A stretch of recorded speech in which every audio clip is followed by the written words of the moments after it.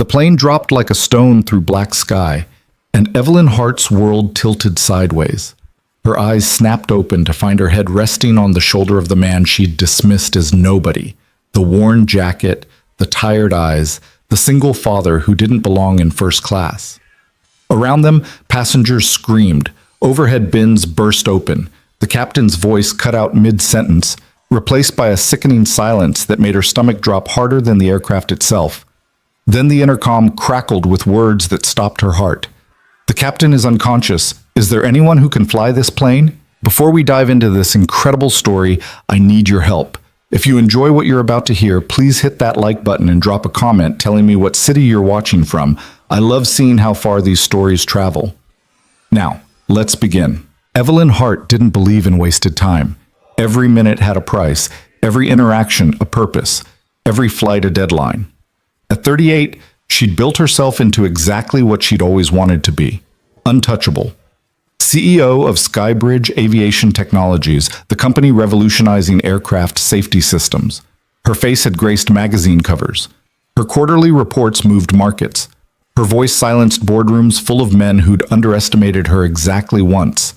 So when she settled into seat 2A of Flight 847 from Seattle to New York, adjusting her Armani blazer and opening her laptop before the cabin door even closed, she had zero interest in the man shuffling into 2B beside her.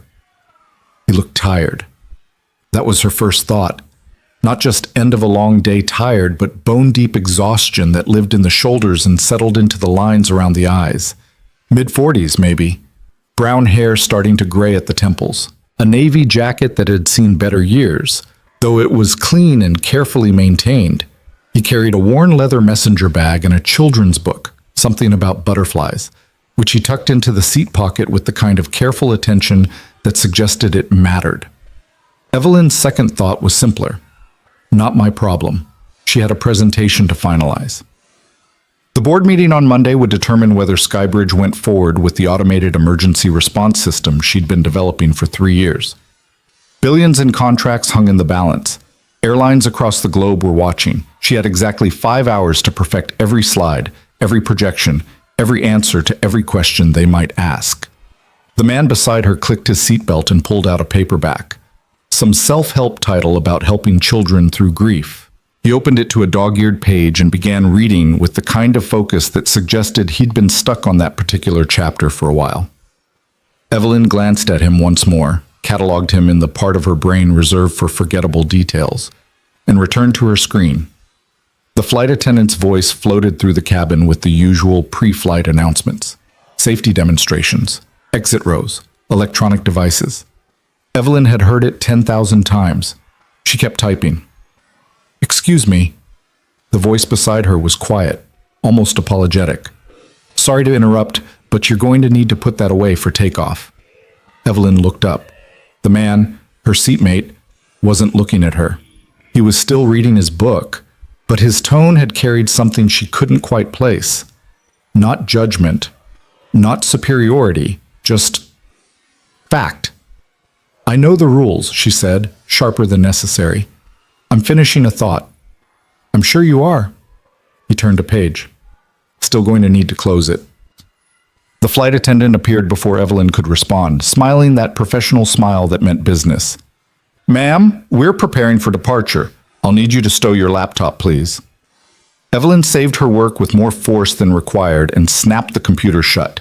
She slid it into her bag, her jaw tight. Beside her, the man said nothing. He just kept reading about helping children process loss, his finger following the lines with careful attention. The plane pushed back from the gate, taxied toward the runway. The engines built to that familiar whine that usually lulled Evelyn into productive focus. Tonight, though, something felt different.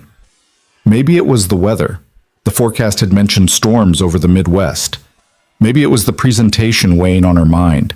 Maybe it was the fact that her assistant had quit yesterday, the third one this year, with some tearful speech about work-life balance that Evelyn had barely listened to. Or maybe it was the man beside her, reading about grief with the kind of attention that suggested he knew it personally. The plane lifted into darkness.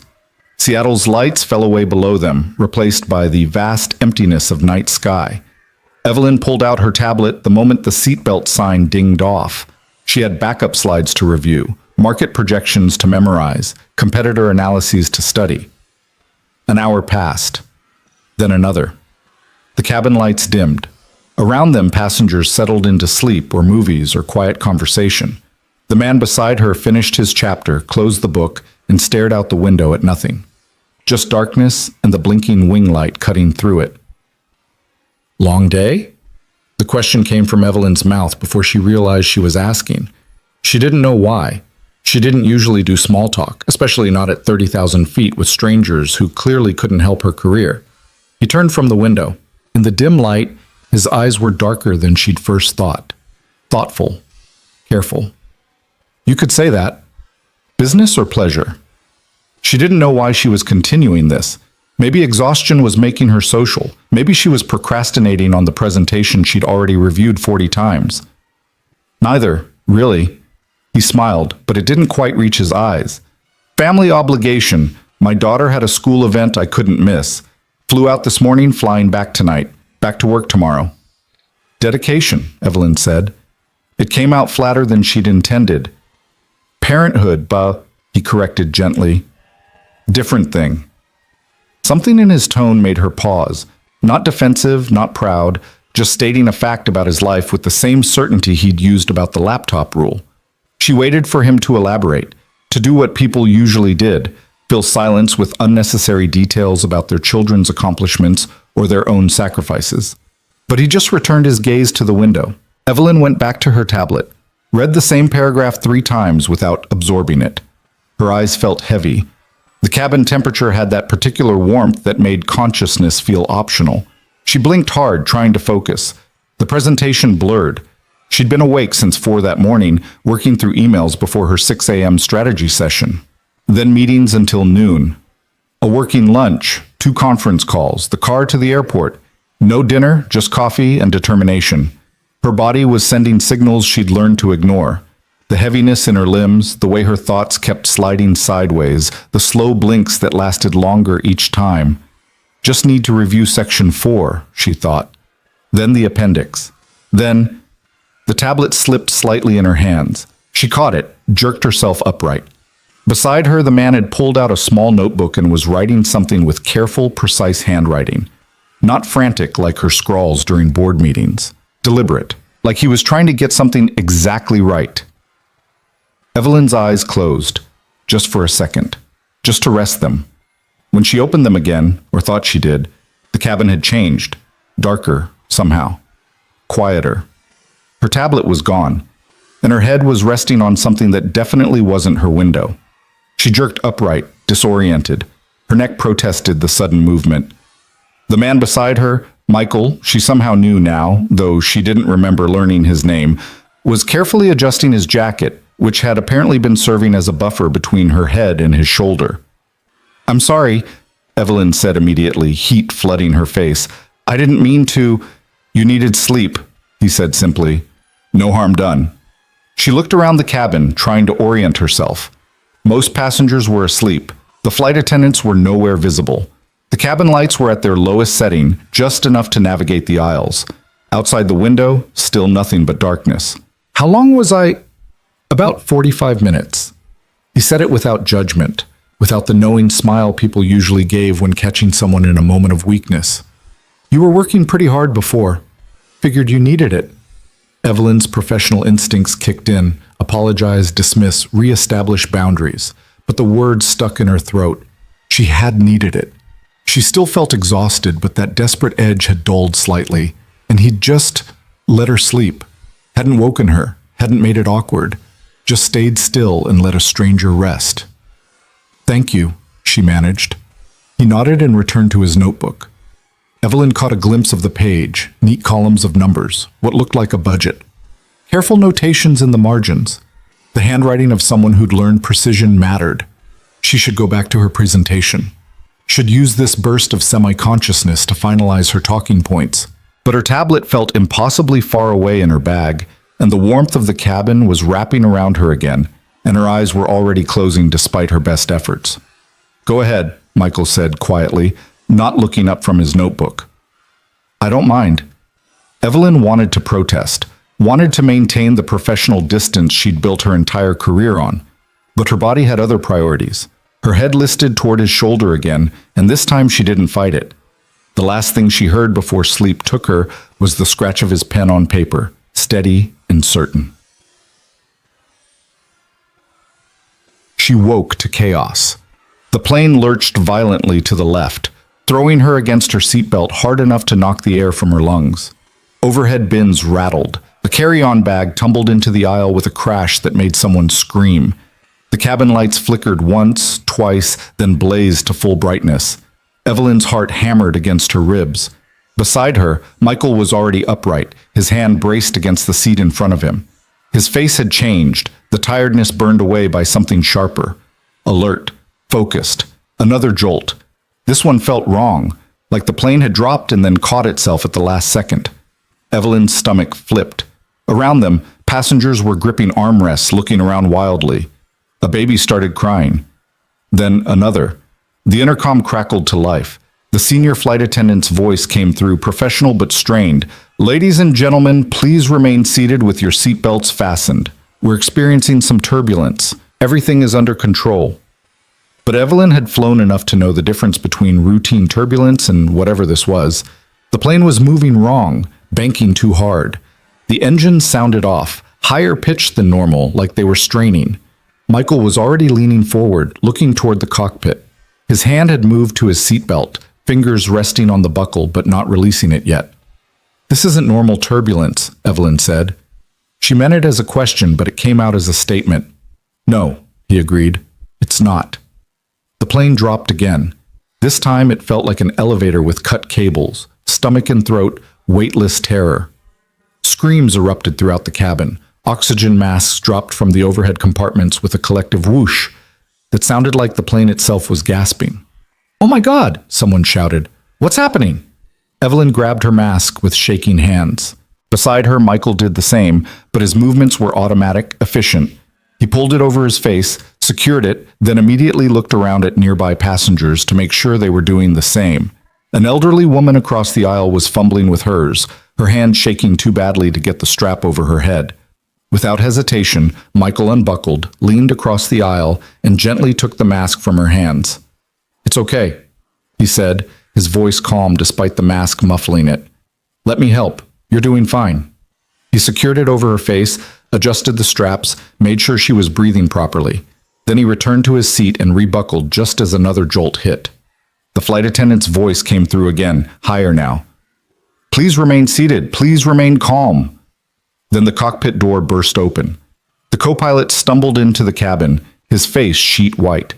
Behind him, Evelyn caught a glimpse of the captain slumped forward in his seat, not moving. The co-pilot grabbed the senior flight attendant by her shoulders, spoke rapidly in her ear. Evelyn couldn't hear the words over the roar of wind and engines and passenger panic, but she could see the flight attendant's face drain of color. The co-pilot disappeared back into the cockpit. The door closed. The senior flight attendant stood there for 3 seconds that felt like hours.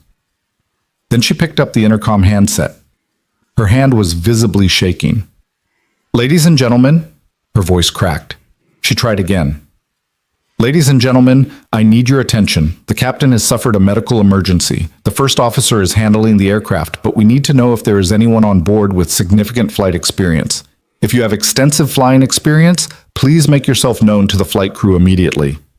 The cabin erupted, passengers shouting questions, a man near the back yelling about his wife's heart condition, a teenager crying for his parents 3 rows away.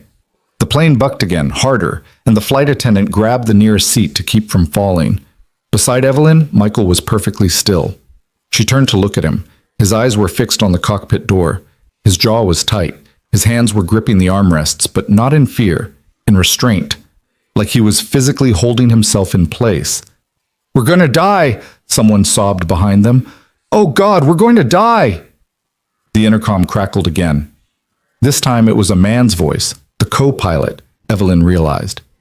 Younger than she'd expected, barely controlled panic bleeding through his professional training.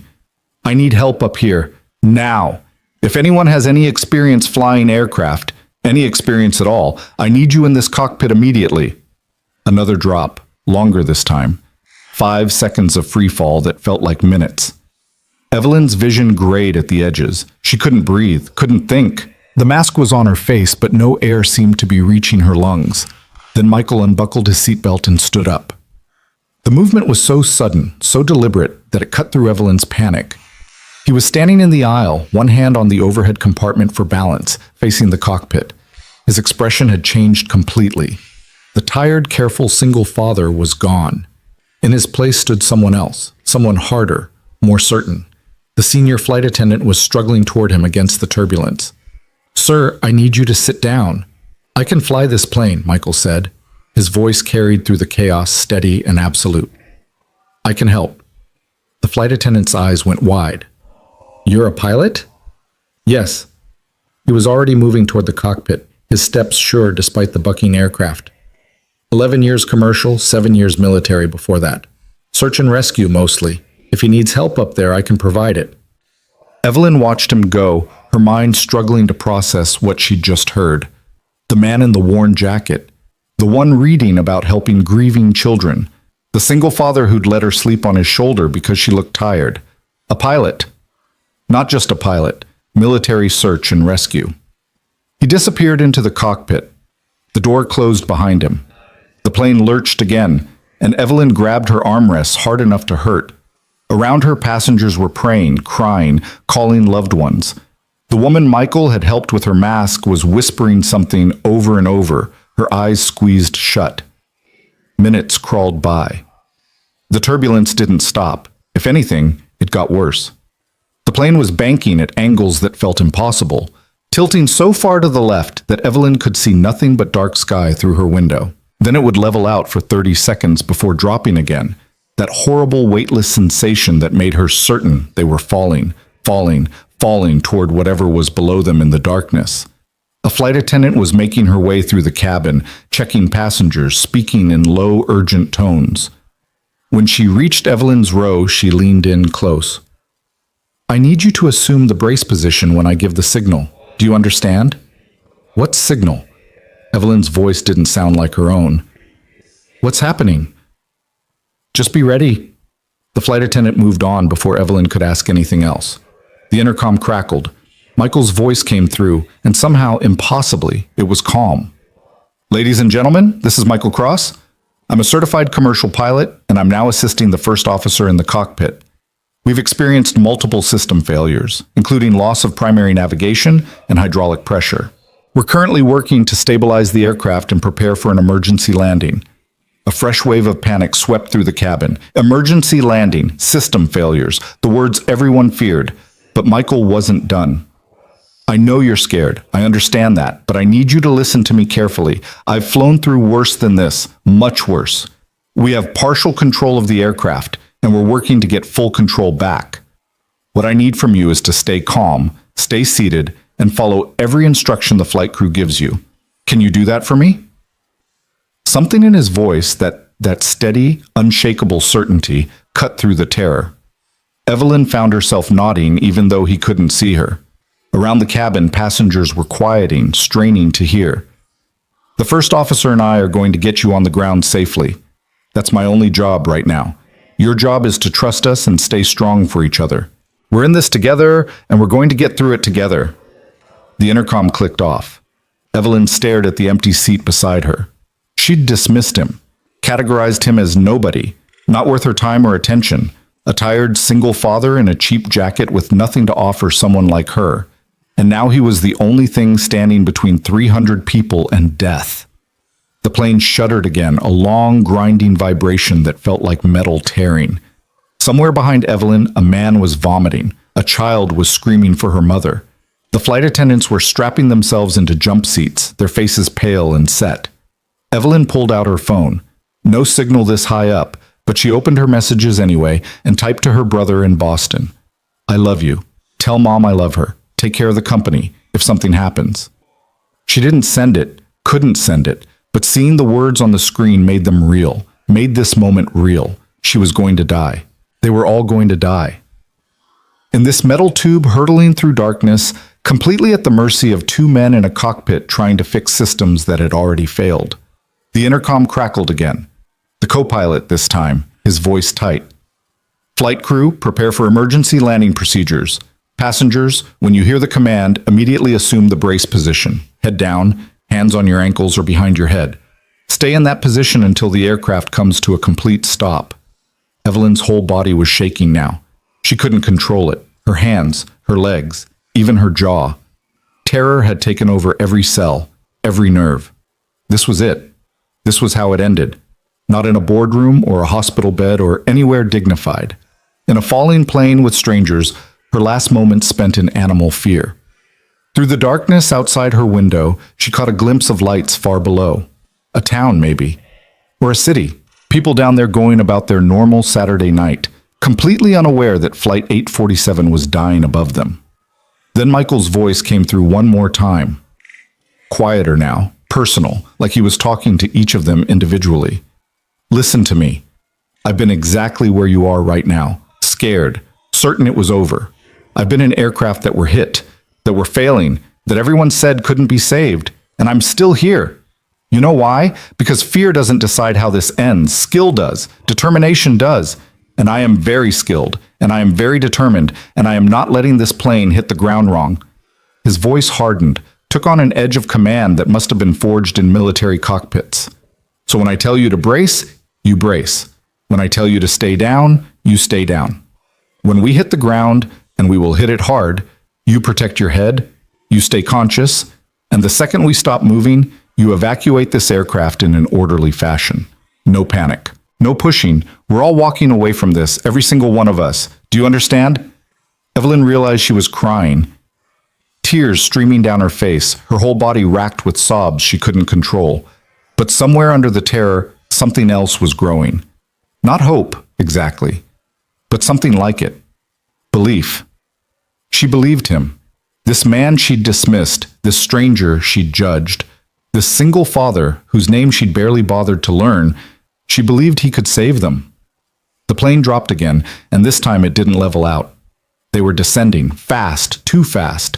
Brace, brace, brace! The flight attendant's voice cut through the cabin. Heads down, now! Evelyn bent forward, grabbed her ankles, pressed her head down as far as it would go. Around her, passengers did the same. The woman across the aisle was praying in Spanish. The baby was still crying, a high, thin wail that somehow cut through everything else. Down, down, down. The engine screaming. The plane shaking so hard Evelyn's teeth rattled. The oxygen mask hanging useless now as she fought to breathe against the angle and the terror and the absolute certainty of impact. Through the roar she heard Michael's voice one last time, not on the intercom but shouting from the cockpit. Words she couldn't make out but the tone unmistakable. Total focus, absolute command, a man doing battle with a dying machine and refusing to lose. The lights flickered, went out, came back. Someone was screaming. Maybe it was Evelyn.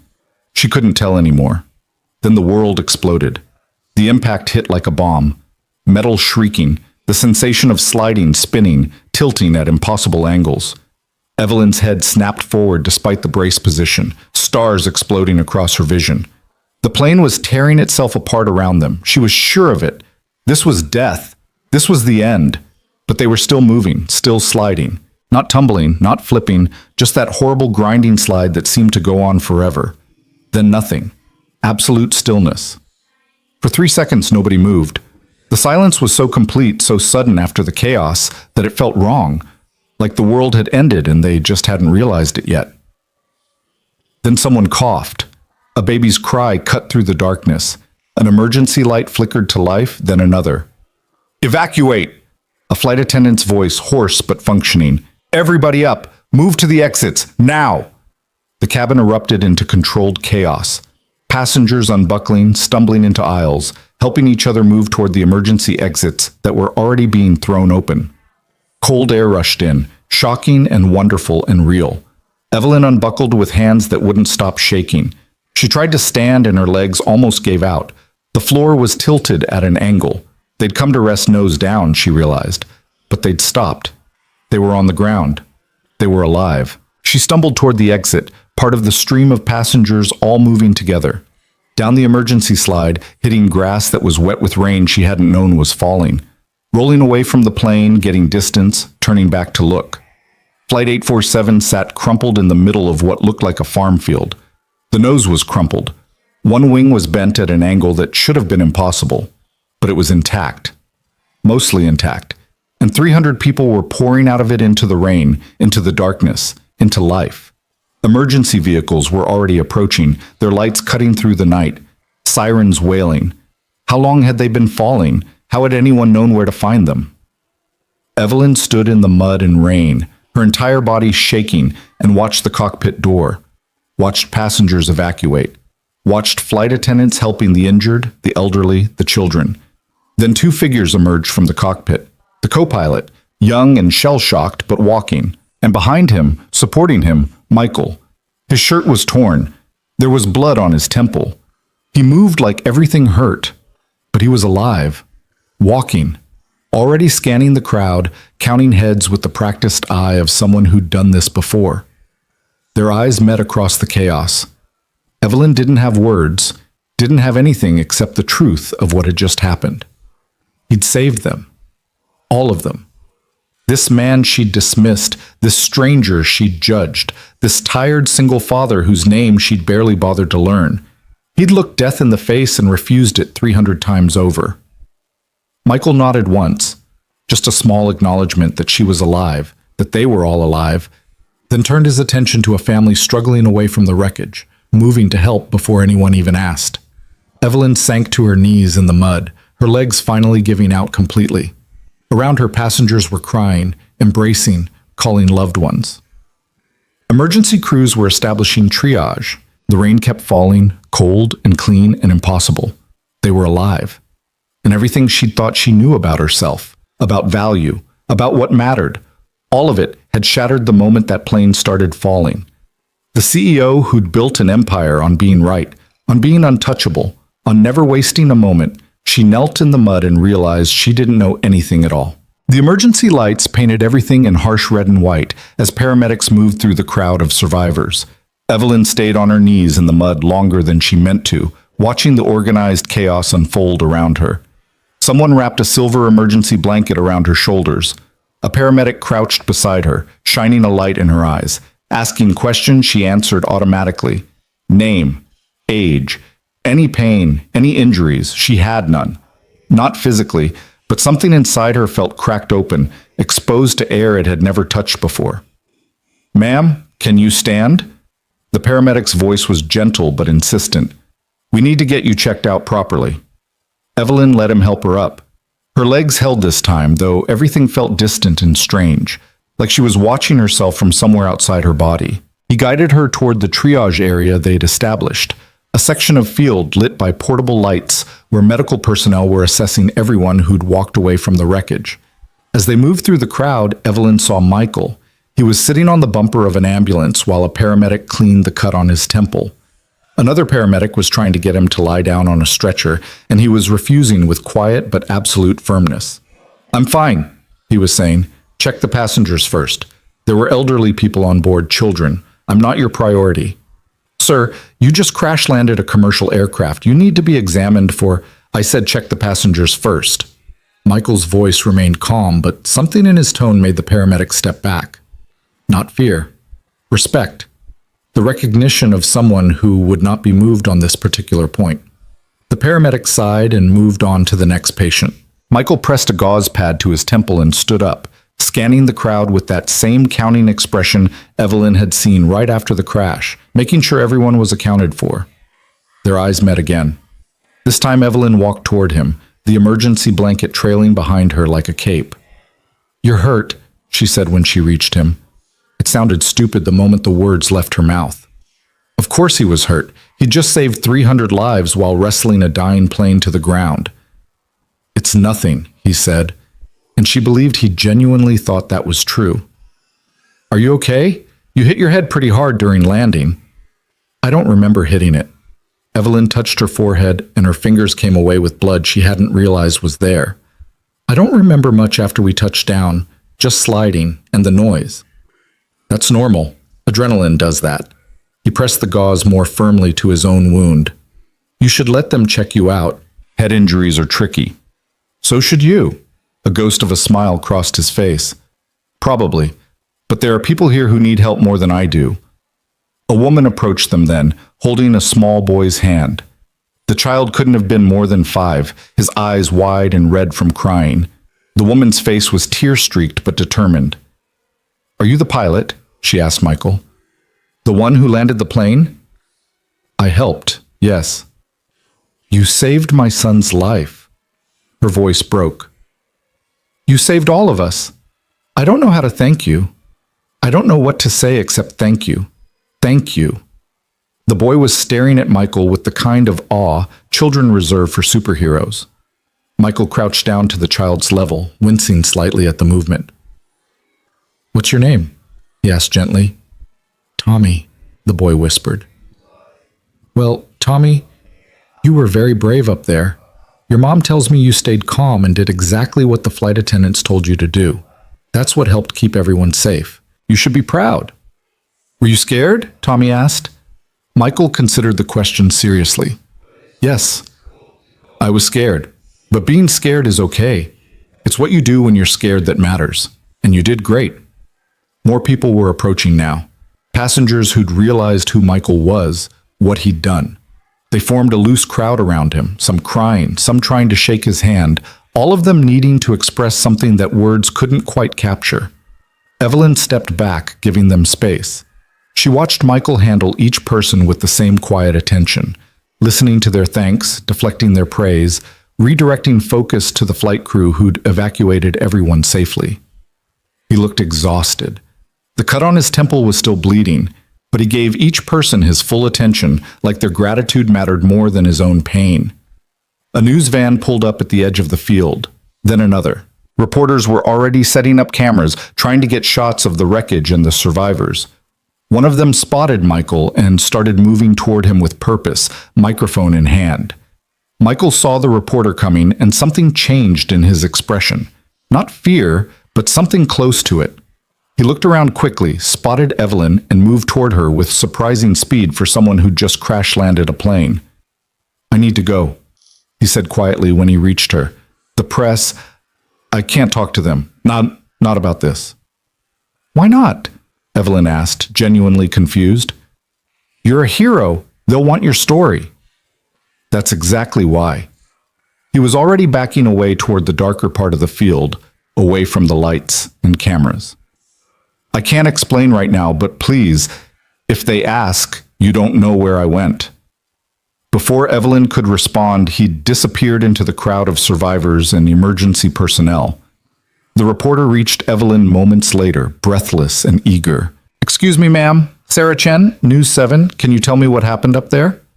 Evelyn looked at where Michael had vanished, then back at the reporter. "The captain had a medical emergency. A passenger with flight experience helped land the plane. That's all I know." "Do you know the passenger's name? Where is he now?" "No," Evelyn lied smoothly. "I don't know his name. Everything happened so fast." The reporter moved on, hunting for someone more cooperative. Evelyn pulled the emergency blanket tighter and tried to understand what had just happened. Why would someone run from recognition after doing something so extraordinary? Most people would embrace that kind of attention, would ride the wave of heroism into every talk show and interview they could find. But Michael had fled it like it was dangerous. A hand touched Evelyn's elbow. She turned to find a middle-aged woman in a paramedic's uniform, her expression kind but firm. "I'm Amy Chen. I need you to come with me for a full examination. That head wound needs proper attention, and we need to make sure you don't have a concussion." Evelyn wanted to refuse, to go find Michael and get answers to the questions piling up in her mind. But her head was starting to pound, and the adrenaline was wearing off, leaving exhaustion so profound she could barely stand. She let Amy guide her to an ambulance. The next hours blurred together. Examination, questions from aviation authorities, more questions from police, a representative from the airline who looked pale and kept apologizing in a shaking voice. Evelyn answered everything on autopilot while her mind stayed stuck on one image. Michael's face when he saw those reporters coming. The way he'd run. By the time they let her go, dawn was breaking over the field. The wreckage of Flight 847 looked even worse in daylight. The crumpled nose, the torn wing, the long scar it had carved through the grass. Investigators swarmed over it like ants, documenting everything. Evelyn's phone had survived the crash. 47 missed calls, 63 text messages. Her assistant, former assistant, had somehow heard about the crash and left a voicemail telling her to call immediately. Her brother had left 6 increasingly panicked messages. Her mother had texted simply, "Please be alive." She called her brother first. "Evelyn! Oh my God, Evelyn!" His voice cracked. "I saw the news. They said Flight 847 went down. I've been calling for hours." "I'm okay," she said. Her voice sounded strange to her own ears. Flat, distant. "I'm alive. Everyone's alive." "How?" "The news is saying it was a miracle. Multiple system failures, the captain incapacitated. How did anyone survive that?" "There was a passenger, a pilot. He landed it. They're saying he's refusing to talk to the press. Nobody knows who he is. The airline won't release passenger information." "Evelyn, what happened up there?" She closed her eyes, saw the plane falling, felt her head on Michael's shoulder, watched him stand up and walk toward certain death with absolute calm. "I don't know," she said. "I need to go. I'll call you later." She hung up before he could protest. A shuttle bus was loading survivors to take them to a hotel where the airline had arranged rooms. Evelyn climbed aboard, found a seat, and stared out the window at the crash site shrinking behind them. The hotel was chaos. Survivors reuniting with families who'd driven through the night to get there, reporters crowding the lobby, airline representatives trying to coordinate everything while looking like they hadn't slept in days. Evelyn checked in, got her room key, and escaped to the elevator before anyone could recognize her. The room was generic, beige walls, mass-produced art, industrial carpet. She stood in the middle of it for a long moment, then walked to the bathroom mirror. The woman looking back was someone she barely recognized, hair matted with mud and dried blood, makeup smeared beyond repair, a bandage on her temple where they'd cleaned and treated the cut. The Armani blazer was ruined, torn at the shoulder and stained with things she didn't want to identify. She looked like someone who'd survived a plane crash, which, she supposed, was accurate. Evelyn stripped off her clothes and stood in the shower until the water ran cold, watching mud and blood swirl down the drain. When she finally emerged, she felt marginally more human. Still exhausted, still shaken, but functional. Her laptop had survived the crash, protected in her bag. She opened it and stared at her presentation, the one she'd been so desperate to perfect. The board meeting was Monday. Tomorrow, technically, though it felt like years had passed since she'd cared about quarterly projections and market share. She should review it, should finalize her talking points, should prepare for the questions about how the crash might affect the company's reputation, given that Skybridge made aviation safety systems. Instead, she opened her browser and typed, "Michael Cross pilot." The search returned thousands of results. Too many, too generic. She added Seattle and tried again. Still nothing useful. Just articles about various pilots named Michael Cross, none of them matching the man from the plane. She tried Michael Cross search and rescue and got closer. A few mentions in old military publications, commendations for service, but nothing recent. Nothing that explained who he was or why he'd been sitting in coach on a commercial flight wearing a worn jacket and reading a book about helping children through grief. A knock on her door interrupted her searching. Evelyn considered ignoring it, but the knock came again, insistent. "Ms. Hart? It's Richard Preston from Skybridge Aviation. I need to speak with you urgently." Evelyn sighed and opened the door. Richard was her VP of Communications, a rail-thin man in his 50s who looked like he'd aged a decade overnight. His tie was loose, his shirt wrinkled, his eyes bloodshot. "Richard, what are you doing here? What do you think I'm doing here?" The CEO of an aviation safety company just survived a crash caused by multiple system failures. The press is going insane. The board is freaking out. I drove through the night because we need to get ahead of this before it destroys everything you've built. He pushed past her into the room, already pulling out his tablet. "I've drafted 3 statements, one for the press, one for the board, one for our clients.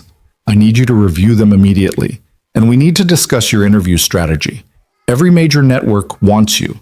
This could be terrible for the company, or it could be the best PR we've ever had, depending on how we handle it." Evelyn stared at him. People almost died last night. I almost died. I know. And I'm grateful you're alive. But right now, we need to think about the company.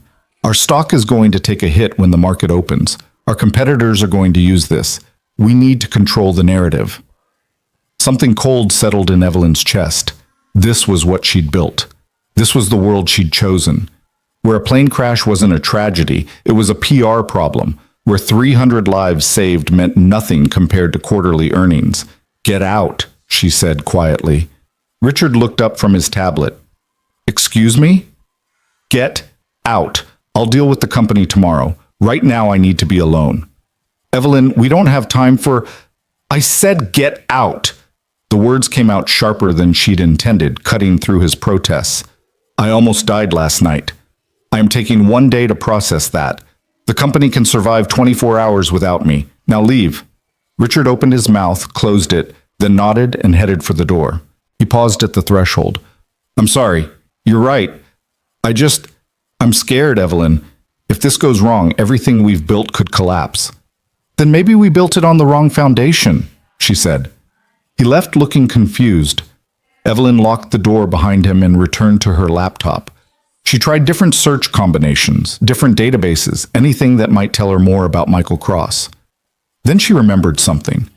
The notebook he'd been writing in, the careful budget calculations, the worn messenger bag that had survived the crash along with him. She'd seen him leave it in the overhead compartment, seen him forget about it in the chaos of evacuation. It would still be there, in the wreckage. Evidence of who he was, what his life looked like outside of those terrible hours when he'd held death at bay. Evelyn stood up, grabbed her jacket, and headed for the door. She needed answers, needed to understand why a man who'd saved 300 lives was hiding from recognition, needed to know why someone with his skills and courage had been sitting in coach reading about grief. The crash site was still restricted, but Evelyn had spent years learning how to get into places she wasn't supposed to be. She talked her way past the first security checkpoint by showing her CEO credentials and mentioning Skybridge's safety systems. Got through the second by implying she was conducting company business for the investigation. The field was quieter now. Most survivors had been evacuated. The investigation team was smaller, more focused. They'd erected a tent over part of the wreckage, protecting it from the elements while they documented everything. Evelyn approached a woman in an NTSB jacket who looked less busy than the others. Excuse me, I was on the flight. I left something in my overhead compartment, my medication. Is there any way I could retrieve it? The woman shook her head. I'm sorry, ma'am. The wreckage is an active investigation site. Nothing can be removed until we've completed our documentation. But it's just personal belongings. Surely, I understand, but protocol is protocol. We'll release personal items as soon as we're able, probably within a week. Evelyn thanked her and walked away, frustrated. She stood at the edge of the restricted zone, staring at the crumpled fuselage of Flight 847. Somewhere in there was Michael's bag, his notebook, the answers she needed. You're looking for something. The voice made her jump. She turned to find an older man in investigator's gear, his hair steel gray, his eyes sharp and assessing. I left something on the plane, Evelyn said, but they won't let me get it. Smart woman like you knows that's not how crash investigations work. He smiled slightly. I'm Thomas Reed, lead investigator. You're Evelyn Hart, Skybridge CEO. I recognized you from the coverage. Then you know I understand the importance of proper procedure. I do, which makes me wonder why you're really here. Thomas studied her face. You're looking for information about the passenger pilot, Michael Cross. Evelyn's heart kicked up. You know him? I know of him, enough to know he doesn't want to be found. Thomas glanced back at the wreckage. And enough to know that what he did last night was extraordinary. 11 years since he flew commercially, and he puts that plane down with only 6 serious injuries and 0 fatalities. That's not luck. That's skill most pilots will never have. Why hasn't he flown in 11 years? Thomas was quiet for a long moment. That's his story to tell, not mine. He saved my life. I think I deserve to know who he is. Maybe. But wanting to know and deserving to know aren't always the same thing. Thomas turned to leave, then paused. He's not hiding because he's ashamed. He's hiding because he has things in his life that matter more than being called a hero. If you're smart, and I think you are, you'll respect that. He walked away before Evelyn could respond. She stood there as the morning sun climbed higher, warming the field where she'd nearly died. Emergency workers were packing up their equipment. News vans were pulling away, moving on to other stories. Life was returning to normal for everyone who hadn't been on that plane. But nothing felt normal to Evelyn. The world had tilted sideways, and she couldn't figure out how to straighten it. Her phone buzzed. A text from her brother. "Mom's freaking out. Please call her." Another from Richard. "Board wants emergency meeting Monday morning before your presentation. Need to brief you ASAP." A third from an unknown number. "Ms. Hart, this is David Chen from the Washington Post. I'd like to interview you about the crash and the anonymous hero who saved everyone. Please call me." Evelyn silenced her phone and walked back to her rental car. She drove without destination, just moving because staying still felt impossible. The roads were empty this early on a Sunday morning. She passed farms and small towns and churches with parking lots starting to fill for morning service. She ended up at a diner 30 miles from the crash site. The kind of place with red vinyl booths and coffee that tasted like it had been brewing since yesterday. A waitress who looked barely awake took her order without recognition or interest. Evelyn sat in a corner booth and tried to make sense of everything that had happened. Less than 24 hours ago, she'd been the CEO who had it all figured out. The woman who'd built an empire on certainty and control, who knew the value of every minute, every interaction, every relationship. That woman had dismissed Michael Cross as nobody, had judged him by his jacket and his book, and decided he had nothing to offer her. That woman had been so completely, devastatingly wrong. The coffee arrived, terrible and perfect at the same time. Evelyn wrapped her hands around the mug and stared out the window at the parking lot. A family was loading into a minivan. Parents, 3 kids, a grandmother. The kids were arguing about something. The parents looked exhausted. The grandmother was laughing. Normal, ordinary. The kind of life Evelyn had left behind years ago in her climb to the top. Her phone buzzed again. Another number she didn't recognize. She almost didn't answer, but something made her pick up. "Ms. Hart, this is Jennifer Walters. I'm a caseworker with Family Services in Seattle. I'm trying to locate Michael Cross. His daughter is asking for him, and we can't reach him. The airline gave me your number as someone who might know how to contact him." Evelyn sat up straighter. "His daughter?" "Yes, Emma. She's 8. She's staying with her regular caregiver while Michael was traveling, but she's seen the news about the crash. She knows her father was on that flight, and she's very upset. If you know how to reach him, please. It's important." "I don't have his number," Evelyn said, "but I can try to find him. What's your number?" Jennifer rattled it off. "Please hurry. Emma is very frightened, and Michael needs to know she's asking for him." The call ended. Evelyn stared at her phone, pieces clicking together. The book about helping children through grief. The exhaustion in his eyes. The way he'd talked about parenthood as something different from dedication. Michael wasn't just a single father. He was a widower raising a daughter alone, working some job that let him fly to Seattle for a school event and back the same day. Living a life that clearly didn't include enough money for first-class tickets or new jackets. And now that daughter was scared and asking for him, while he was somewhere hiding from reporters who wanted to turn him into a story. Evelyn pulled up her contact list and called the hotel. Got transferred to 6 different people before finally reaching someone who could help. "I need to know if Michael Cross is a registered guest," she said. "It's urgent. Family emergency." "I'm sorry, ma'am, but we can't release guest information. His daughter is trying to reach him. She's 8 years old and she's scared. Please." A pause. "Hold on." 2 minutes later. "We have no one registered under that name, but there are several guests who checked in without identification last night, survivors who lost their wallets in the crash. If you can describe him, I can ask the front desk staff to watch for him." Evelyn described Michael in detail. The woman promised to call if they spotted him. It wasn't much, but it was something. She paid for her coffee and headed back to the hotel. The lobby was still crowded with survivors and families, but the energy had changed. Relief had settled in. People were making plans to get home, booking flights, comparing stories. Evelyn scanned the crowd, looking for a worn jacket and tired eyes. Nothing. She tried the conference room where the airline was coordinating survivor support, asked if anyone had seen Michael Cross, got blank looks and apologies. Finally, she went back to her room and opened her laptop again. This time she searched differently. Not for Michael Cross the pilot, but for Michael Cross in connection with Skybridge Aviation. And there it was, buried in an industry newsletter from 11 years ago. Skybridge Aviation Systems terminates senior engineer Michael Cross after disagreement over safety protocols. Cross had raised concerns about the company's pressure guard hydraulic system, claiming it had fatal flaws that could lead to catastrophic failure. Company officials maintained the system met all regulatory requirements. Cross's employment was terminated for insubordination and unauthorized communications with regulatory agencies. The article was short, barely 2 paragraphs, but it told Evelyn everything she needed to know. Michael Cross hadn't just saved 300 people last night, he'd saved them from a failure he'd predicted 11 years ago. A failure in the system her company had built and defended, a failure they'd fired him for exposing. The pressure guard system was still in use, on hundreds of aircraft, including, she now realized with absolute horror, Flight 847. The plane had crashed because of the very system Michael had warned them about.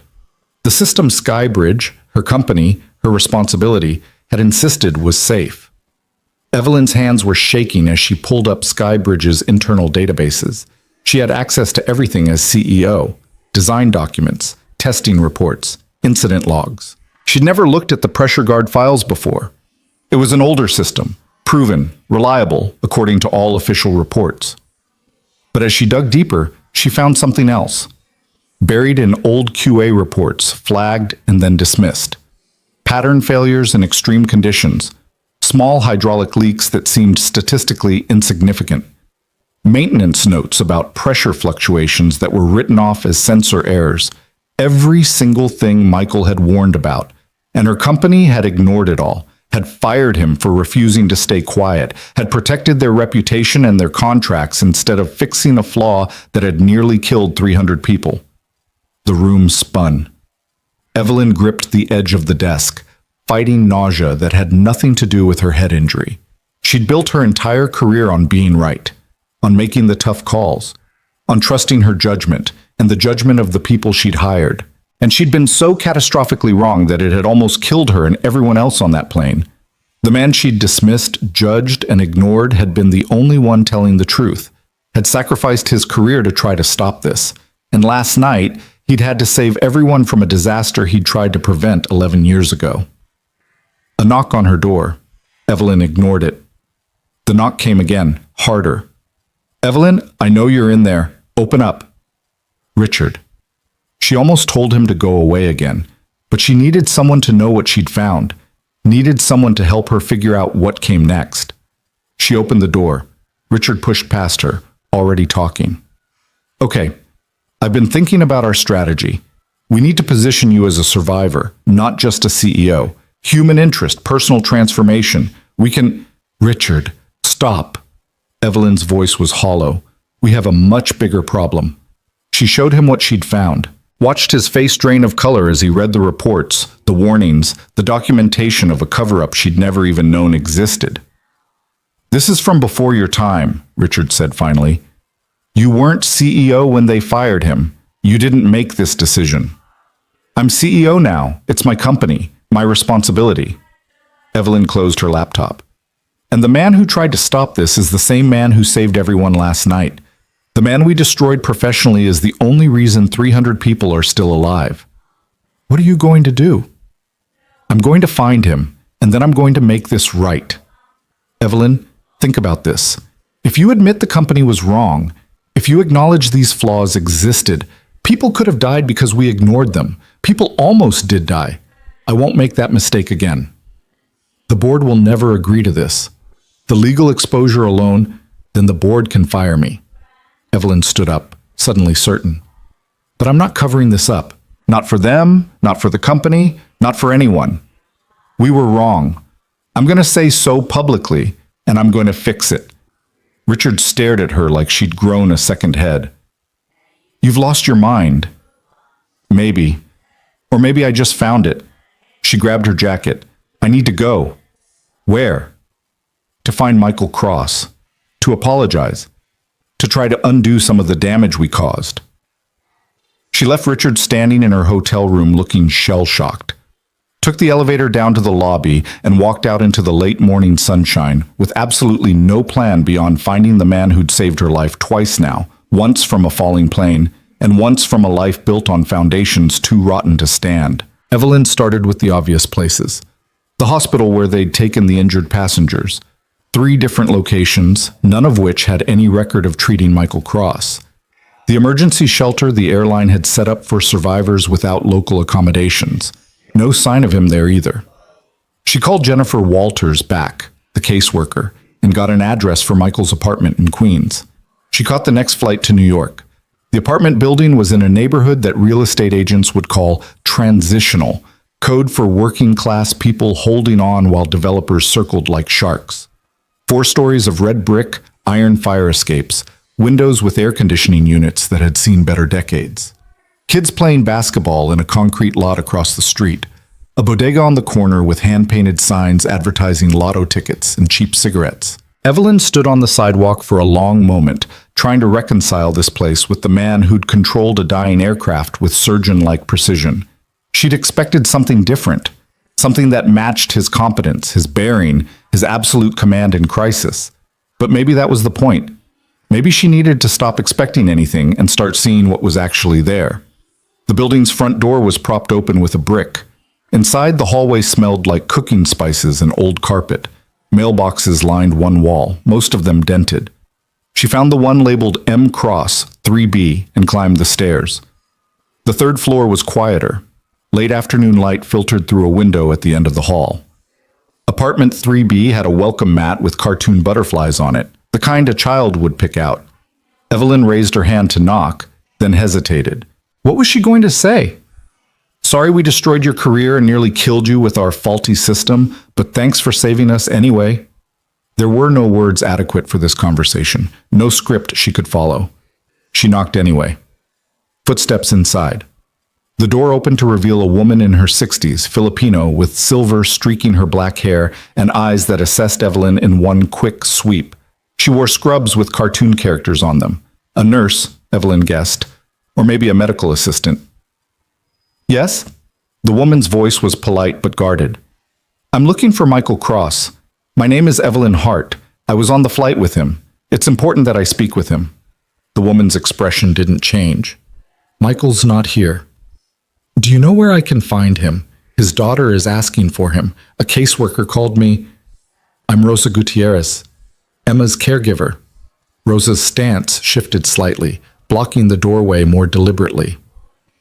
Jennifer already called me. Michael knows Emma wants to talk to him. He'll call her when he's ready. I need to speak with him first, please. It's about the crash, about his former job with my company. Your company? Rosa's voice went flat. Skybridge Aviation. The company that fired him for doing the right thing. The company that made sure he'd never work as an engineer again. Yes. Evelyn met her gaze steadily. That company, which I now run, and which needs to answer for what it did to him. Rosa studied her for a long moment. Behind her, Evelyn could hear a television playing cartoons, a child's voice singing along with the theme song. Emma doesn't know yet, Rosa said quietly, about her father being on that plane, about what happened. She knows he went to her school event in Seattle, and she knows he was supposed to be home this morning. She's asking why he's late. How old is she? 8, and she's already lost her mother. She doesn't need reporters and cameras and people making her father into some kind of celebrity when all he wants is to be left alone to raise his daughter in peace. I understand. I'm not here as press. I'm here because I owe him an apology and an explanation, and because I need to make things right. You can't make it right, Rosa's voice hardened. You can't give him back 11 years of his life. You can't give him back his career or his reputation or the savings he burned through fighting your lawyers. You can't give Emma back the house they had to sell, or the college fund that's gone, or the security she should have had. Each word hit like a physical blow. Evelyn had known, abstractly, that firing Michael had consequences. But standing here, hearing them enumerated by someone who'd witnessed the damage firsthand, made it real in a way board reports never could. You're right, Evelyn said. I can't undo any of that, but I can acknowledge it publicly. I can make sure the system he warned us about gets fixed. I can clear his name and restore his reputation. And I can make sure Emma has that college fund again. It won't erase what happened, but it's a start. Why? Rosa demanded. Why now? Because he saved your life? Because you feel guilty? Yes, to all of it, but also because it's the right thing to do. Because my company was wrong, and I'm tired of building success on a foundation of lies. Rosa was quiet for a moment, then she sighed. He's at St. Catherine's, the church 4 blocks east. But if you upset him, if you make this harder for him than it already is, I will make you regret it. Michael is a good man who's been through enough. I understand. Thank you. Evelyn turned to leave, then paused. What happened to Emma's mother, if you don't mind my asking? Rosa's expression softened slightly. Cancer. 3 years ago. Emma was 5. Sarah, that was her name, she was a teacher. Special education. They were happy, you know? Really happy. Had a house in the suburbs, good jobs, plans for more kids. Then Michael got fired and blacklisted. Sarah had to keep working through her treatment because they needed the insurance. She fought for 2 years, but the stress, the financial pressure... Rosa shook her head. I'm not saying your company killed her, but you didn't help her survive either. Evelyn had no words for that. She just nodded and walked away, Rosa's voice following her down the hall.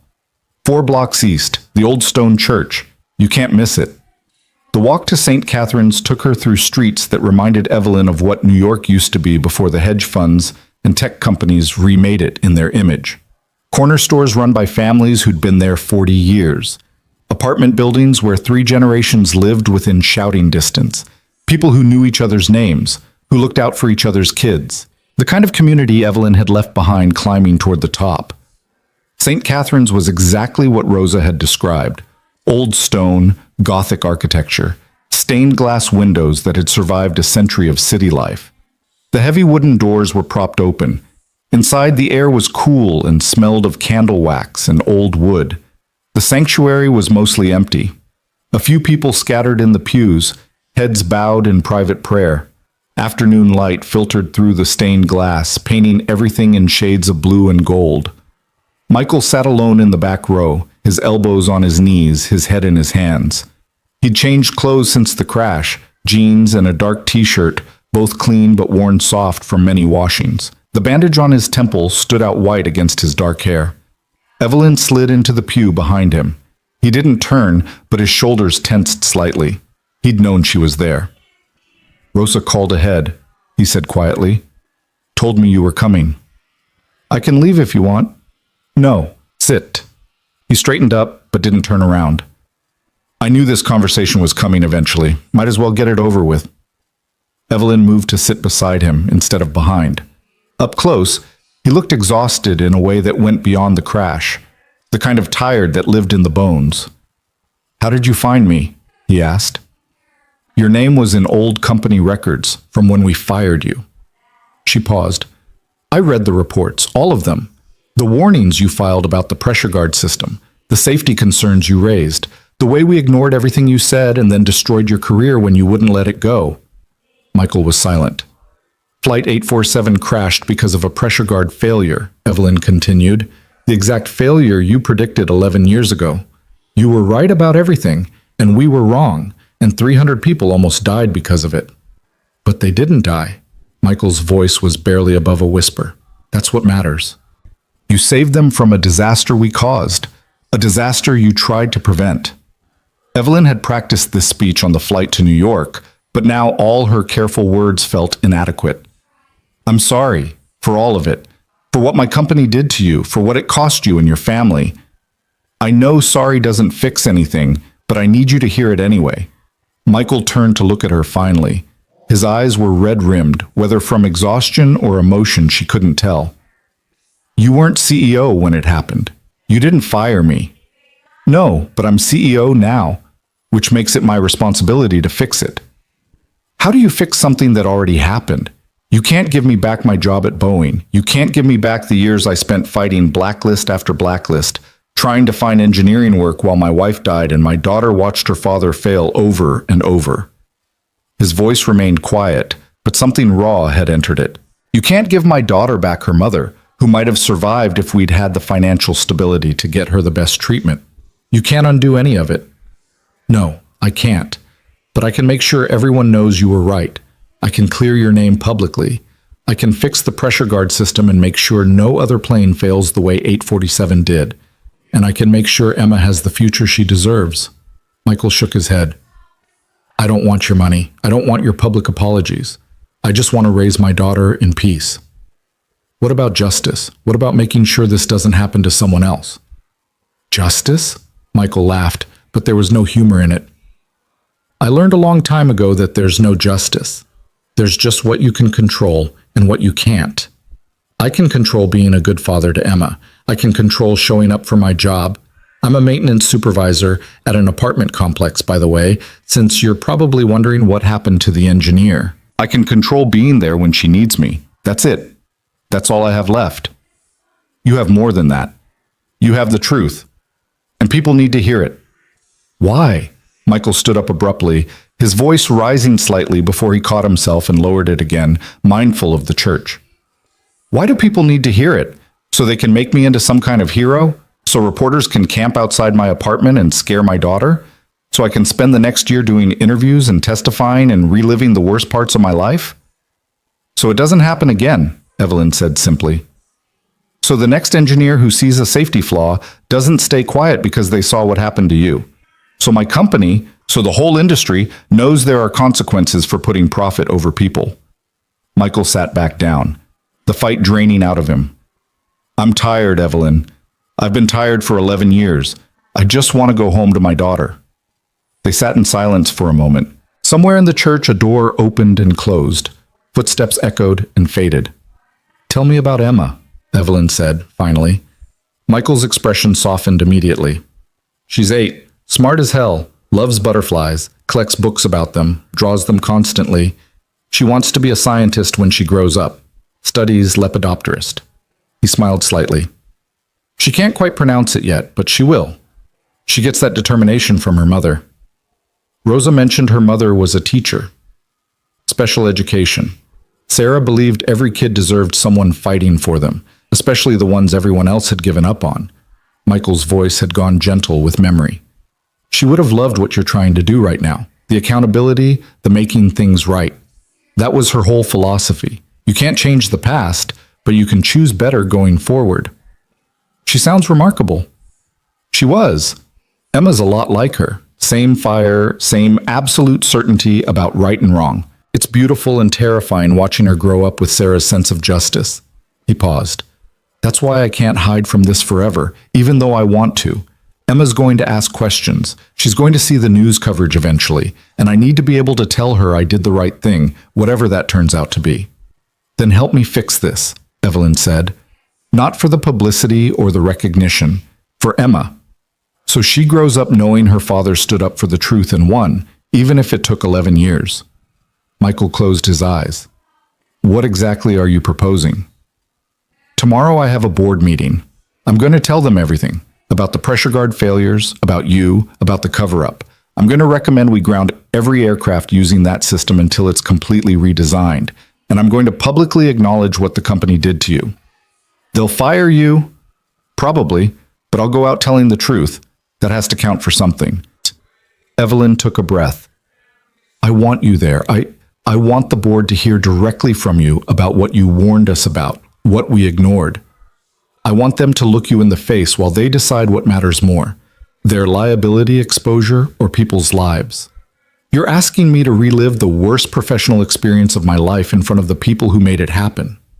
Yes, I am, and I have no right to ask that of you. Evelyn met his eyes. But I'm asking anyway, because you're the only one who can make them understand the real cost of what they did. Michael stared at the altar, at the light filtering through stained glass. If I do this, if I stand up in front of your board and tell them they were wrong, it opens up everything again. The media attention, the scrutiny, Emma's life becoming public property, Rosa's right that I've been through enough, that we've been through enough. I know, and if you say no, I'll respect that. I'll fight this battle alone if that's what you need. But it would mean more coming from you. The truth always means more from the person who lived it. A woman entered the sanctuary, moving slowly toward the front. She lit a candle, knelt, crossed herself. Her lips moved in silent prayer. Evelyn and Michael watched her, giving her the privacy her devotion deserved. After she left, Michael spoke again. When I was flying rescue, we had this saying, "You can't save people who won't grab the rope. Doesn't matter how good you are, how skilled, how determined. If someone won't reach for the help you're offering, there's nothing you can do but watch them drown." "I'm reaching," Evelyn said. "I'm reaching for the truth and for justice, and for doing the right thing even though it might destroy everything I've built. I just need you to help me hold on." Michael turned to look at her fully. In the colored light from the windows, his eyes were very dark. "Why? Why are you really doing this? It can't just be guilt. CEOs don't throw away their careers over guilt." Evelyn had asked herself the same question on the flight to New York, had examined her motivations from every angle, looking for the self-serving calculation that usually drove her decisions, but she kept coming back to the same answer. "Because I fell asleep on your shoulder," she said, "and you let me. You didn't wake me up or make it weird or use it as leverage. You just sat there and let a stranger rest because she needed it. And that kindness, that basic human decency, made me realize how far I drifted from being someone who would do the same thing." She paused, gathering her thoughts. "Then the plane started falling, and you stood up. You didn't hesitate. You didn't calculate the risk to yourself. You just moved to help because people needed helping. And you saved all of us, including me. Saved us from a disaster my company caused because we valued money over safety." That still doesn't explain why you'd sacrifice your career. "Because when I landed in that field and realized I was alive, my first thought wasn't about my company or my presentation or my reputation. It was about you, about understanding who you were and why someone with your competence and courage was sitting in coach reading about helping children grieve." Evelyn felt her throat tighten. "And then I found out the truth. That we destroyed your life for being right. That my company's greed killed your wife, as surely as if we'd pushed her off a cliff. And I realized that everything I'd built was rotten at the foundation. So this is redemption for you. Maybe. Or maybe it's just the first honest thing I've done in years. I don't know anymore. I just know I can't go back to pretending everything's fine when 300 people almost died because the company I run values quarterly profits over human lives." Michael was quiet for a long time. Finally, he stood up. "I need to go see my daughter. She's been asking for me, and I've been putting it off because I didn't want her to see how shaken I still am. But she needs her dad more than I need to process my trauma. Of course, I'm sorry for taking up your time. I'll think about tomorrow, about the board meeting. I'll give you my answer tonight." He started to walk away, then turned back. "The apartment where I work as maintenance supervisor, it's the Riverside Complex on West 47th. If you want my answer, meet me there at 7. I'll be doing rounds." He left before Evelyn could respond. She sat alone in the pew, watching light and shadow play across the walls, and wondered if she'd just convinced him or pushed him away. The rest of the afternoon blurred together. Evelyn found a hotel, tried to sleep, couldn't. She reviewed her presentation for the board meeting, but the words felt hollow now. All her careful projections and market analyses meant nothing when the fundamental premise was flawed. She opened her laptop and started writing something new, not a presentation, a confession. Every detail of what she'd learned about the pressure guard system, every warning Michael had filed, every decision the company had made to protect itself rather than fix the flaw. She wrote until her eyes burned and her fingers cramped, documenting everything so there would be a record even if the board refused to act. At 6:30, she caught a cab to the Riverside Complex. The building was nicer than Michael's apartment, newer construction, better maintained, the kind of place young professionals rented before they could afford to buy. Evelyn found Michael in the basement, checking the boiler system. He wore work clothes now, canvas pants and a gray shirt with maintenance embroidered on the pocket. His hands were already dirty from whatever he'd been fixing. "Evelyn." He didn't look surprised to see her. "You're early." "I couldn't wait. She watched him test a valve, make a note on his clipboard. This is what you do now? Building maintenance? It's honest work, pays the bills, lets me be home for Emma when she needs me. He moved to the next system, checking gauges. And before you feel sorry for me, don't. I'm good at this job. People depend on me. Their heat works, their water's hot, their building is safe. That matters. I wasn't going to feel sorry for you. I was going to say it's a waste of your skills. My skills put me in a position where I had to choose between my career and my integrity, where I had to watch my wife die knowing we couldn't afford the best treatment, where I had to tell my daughter we were losing our house. Michael's voice remained even, factual. These skills, making sure a boiler works, fixing a leaky pipe, keeping people comfortable in their homes, nobody asked me to compromise my ethics for these. That's not a waste, that's a blessing. Evelyn had no response to that. She followed him through his rounds, watching him work with the same precise attention he'd shown landing the plane. He moved through the building like he knew every pipe, every wire, every system by heart. Residents who passed him in the halls called him by name, asked about Emma, thanked him for fixing their garbage disposal or their stuck window. He belonged here in a way Evelyn had never belonged anywhere, not in boardrooms or corner offices or first-class cabins. She'd spent 20 years accumulating power and prestige without ever finding community. When his rounds were finished, Michael led her to a small office near the boiler room. It was cramped and cluttered, desk covered in work orders, walls plastered with system diagrams and maintenance schedules. A child's drawing was tacked to the bulletin board, a butterfly, rendered in careful detail with colored pencils. Emma's signature in the corner, along with for Daddy. Michael sat behind the desk and gestured for Evelyn to take the folding chair across from him. I talked to Emma this afternoon. Told her about the crash, about helping land the plane. She wanted to know if I was scared. What did you tell her? The truth. That I was terrified, but that being scared doesn't mean you stop doing what needs to be done. He picked up a pen, rolled it between his fingers. She asked if I was going to be on TV like a superhero. I told her no. That real heroes don't need cameras and attention. They just do the right thing quietly and go home to their families. That's a good lesson. It's the lesson I want her to learn. The lesson her mother would have taught her. Michael set down the pen. But I've been thinking about what you said, about Emma growing up knowing her father stood up for truth, and I realized that quietly going home might be the wrong lesson this time. Evelyn's heart kicked up. You'll do it? You'll come to the board meeting? On one condition, well, several conditions, actually. Michael pulled out a notepad and flipped to a page covered in his neat handwriting. I've spent the afternoon thinking about what I need if I'm going to relive the worst professional experience of my life in front of the people who caused it. Name them. First, I want complete immunity from any legal action your company might take. I'm going to tell the truth about what I observed, what I warned about, what happened. I won't let you use that against me later. Done. What else? Second, I want a public statement from Skybridge acknowledging that I was wrongfully terminated, that my concerns were valid, and that the company's subsequent actions to blacklist me from the industry were unjustified. I want my professional reputation restored. Absolutely. That's part of what I'm already planning to do. Third, I want a scholarship fund established in Sarah's name, not for Emma specifically, though she'll be eligible, but for children of aviation workers who die in the line of duty, pilots, engineers, mechanics, the people who keep planes in the air safely. Their kids deserve support. Evelyn nodded, her throat tight. How much? Start with $5 million. Increase it annually based on need. And I want oversight. I want to be involved in selecting recipients, making sure the money goes where it should. Done. What else?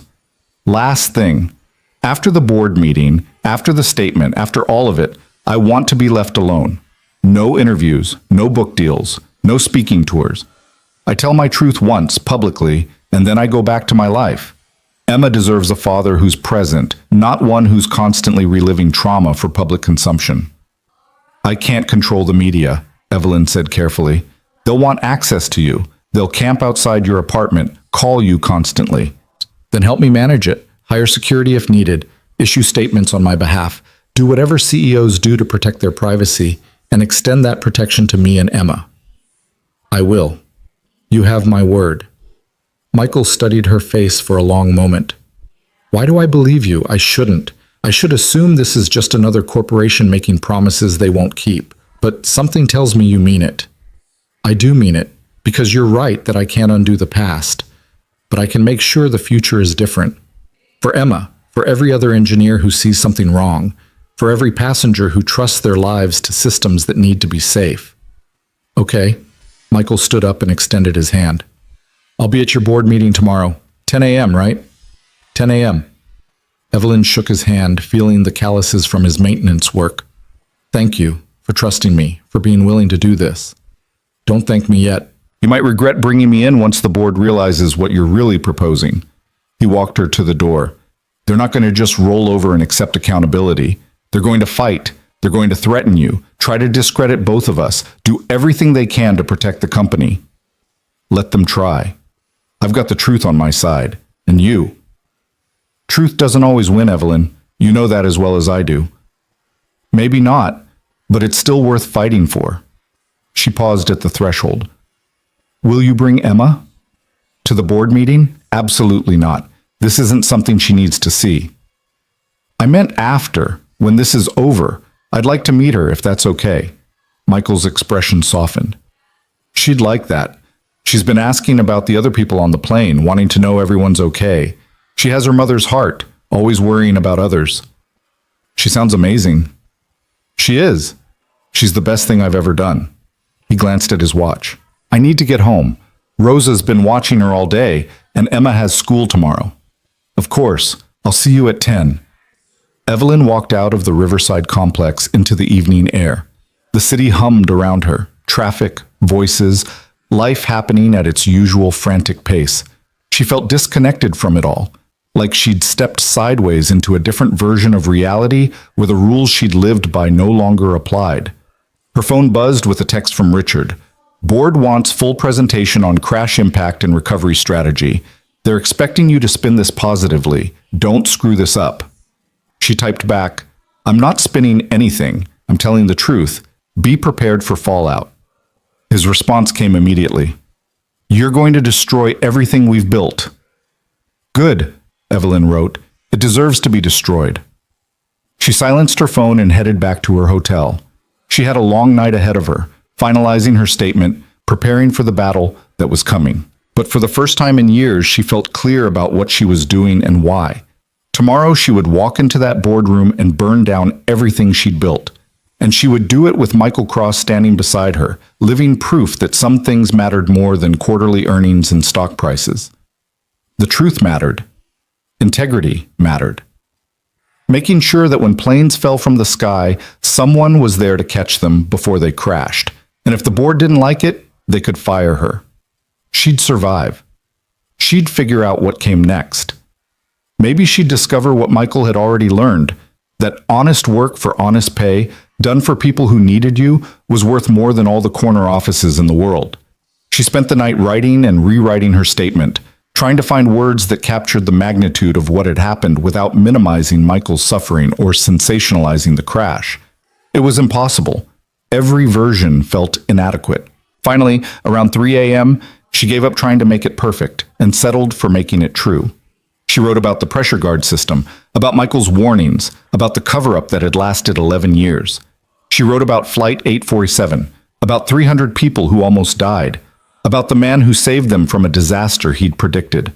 She wrote about her own complicity, about how she'd climbed to the top of a company without ever questioning whether its foundation was solid, about how she'd been so focused on quarterly results that she'd never stopped to ask what those results had cost. And she wrote about what came next. The grounding of all aircraft using pressure guard systems, the complete redesign, the public acknowledgement of wrongdoing, the scholarship fund in Sarah Cross's name, the restoration of Michael's reputation. The sun was rising when she finally finished. She showered, dressed in her best suit, armor for the battle ahead, and headed to Skybridge headquarters. The building was glass and steel, modern and imposing, designed to project power and success. Evelyn had loved it when they'd first moved in 5 years ago. Now it just looked like a monument to ego. She rode the elevator to the top floor. The boardroom was already set up. Long table, leather chairs, screens ready for her presentation. Richard was there early, pacing nervously. "Please tell me you're not going through with this," he said when he saw her. "I'm going through with it. Evelyn, the board is already concerned about the crash. If you come in here and tell them we've been covering up a safety flaw for 11 years, they will fire you on the spot. They might even try to claim you knew about it, that you're complicit. Then they'll be lying, and I'll deal with it. This is career suicide.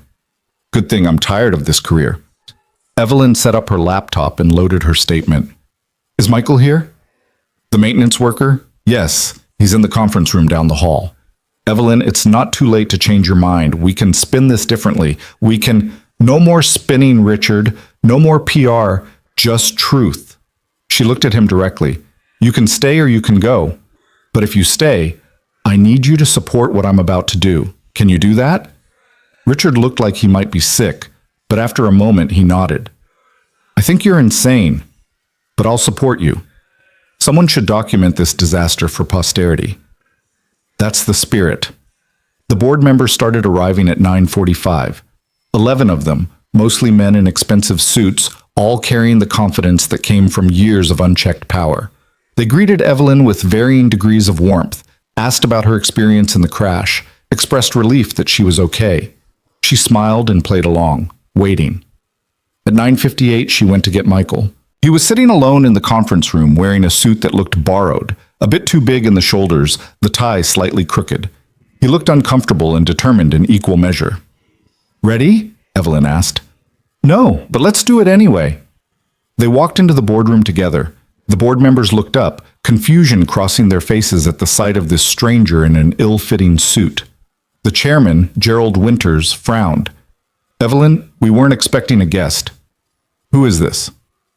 "This is Michael Cross," Evelyn said clearly. "Former senior engineer at Skybridge Aviation, the man who saved Flight 847, and the man we wrongfully terminated 11 years ago for refusing to stay quiet about a fatal flaw in our pressure guard system." The room went absolutely silent. Gerald's face had gone pale. Beside him, Marcus Chen, the board member who'd been with the company longest, looked like he might pass out. "Evelyn," Gerald said carefully, "I think we should discuss this privately before—" "No!" Evelyn's voice was firm.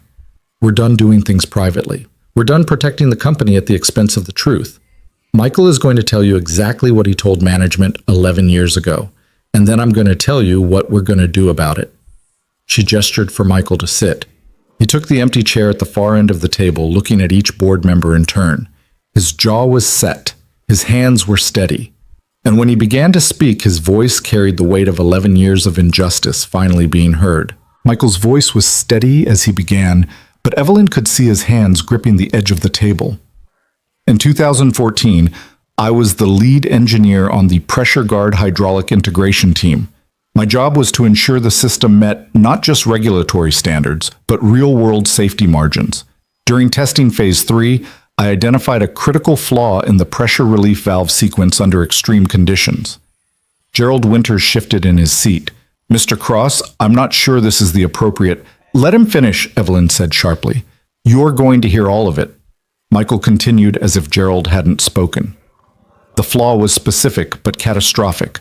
Under conditions of rapid altitude change combined with extreme temperature variation, the primary and secondary relief valves could freeze in sequence, creating a hydraulic pressure cascade. The system would essentially tear itself apart from the inside. I documented this in 17 separate reports. I demonstrated it in controlled testing. I showed management exactly what would happen." Marcus Chen had his hand over his mouth. Two other board members were exchanging glances. One woman, Patricia Herrera, Evelyn remembered, was taking notes with shaking hands.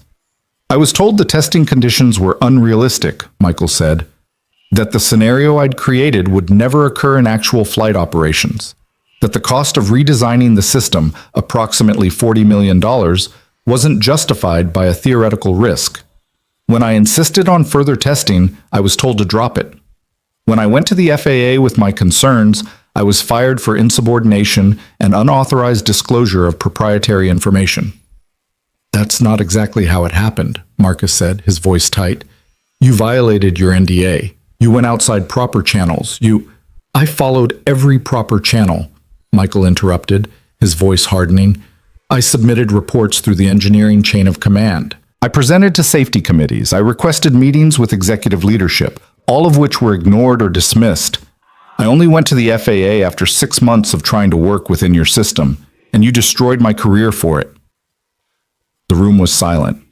Gerald looked like he was calculating something, running through legal exposure and liability in his head. But Patricia Herrera was staring at Michael with something that looked like horror dawning. Flight 847, she said quietly. The crash. It was the pressure guard system? Yes. Evelyn pulled up her presentation, displaying the NTSB's preliminary findings on the screen. Multiple system failures originating in the hydraulic pressure management system. Rapid altitude changes during severe weather, combined with extreme temperature variation at cruising altitude. The exact conditions Michael predicted.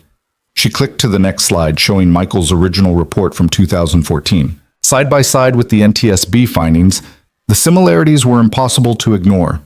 Same failure points, same cascade sequence, same catastrophic results. 307 people were on that flight, Evelyn said. 23 of them were children.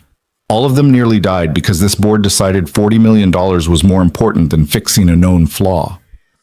Now wait just a minute. Gerald was standing now, his face flushed. You're making serious accusations without full context. The system passed all FAA requirements. Multiple independent engineers reviewed Mr. Cross's concerns and found them overstated. We made a reasonable business decision based on the best information available. You made a decision based on what was cheapest and most convenient, Michael said. His voice was still controlled, but barely. And when I wouldn't go along with it, you didn't just fire me. You made sure I couldn't work anywhere else. You contacted Boeing, Lockheed, Airbus, every major aerospace company, and told them I was unstable, that I couldn't be trusted, that hiring me would be a liability. You took away my ability to provide for my family. That's a serious allegation, Gerald said. Do you have proof? Michael pulled a folder from his briefcase. Evelyn hadn't known he was bringing documentation. He slid it across the table to Gerald. Emails between your VP of HR and hiring managers at 7 different companies. Obtained through discovery in the wrongful termination suit I couldn't afford to finish. You settled for peanuts knowing I was broke, knowing I couldn't keep fighting. But I kept the evidence. Gerald opened the folder. His face went from flush to pale as he read. He passed pages to Marcus, who went equally pale. The evidence was damning. Deliberate, coordinated sabotage of Michael's career, spelled out in corporate emails that assumed they'd never see daylight. My wife died 3 years ago, Michael said into the silence. Cancer. She was a teacher with good insurance through her school district, but the best treatment centers wouldn't take her plan. The experimental therapies that might have saved her cost more than we could afford after you blacklisted me. I watched her die, knowing that if I'd just kept my mouth shut about your faulty system, if I'd just gone along with the lie, she might still be alive. Patricia Herrera had tears on her face. Another board member, James Wu, had his head in his hands. But Gerald was still in damage control mode, his mind clearly working through how to contain this. Mr. Cross, I'm deeply sorry for your loss, Gerald said with what he probably thought was appropriate sympathy. But you can't blame your wife's death on business decisions made years earlier. And you certainly can't prove causation between... Stop! Evelyn's voice cut through the boardroom like a blade. Stop doing that. Stop calculating liability and spinning narrative. A man is telling you that our company destroyed his life, and all you can think about is protecting our legal exposure. I'm thinking about my fiduciary duty to shareholders, Gerald shot back, which is what I was elected to do. Not to throw the company under the bus for decisions made by previous management. Previous management that you were part of, Evelyn reminded him. You've been on this board for 15 years, Gerald. You were here when Michael was fired. You were part of the decision to bury his warnings. Gerald's jaw tightened. What exactly are you proposing, Evelyn? That we admit liability for a crash that happened 3 days ago?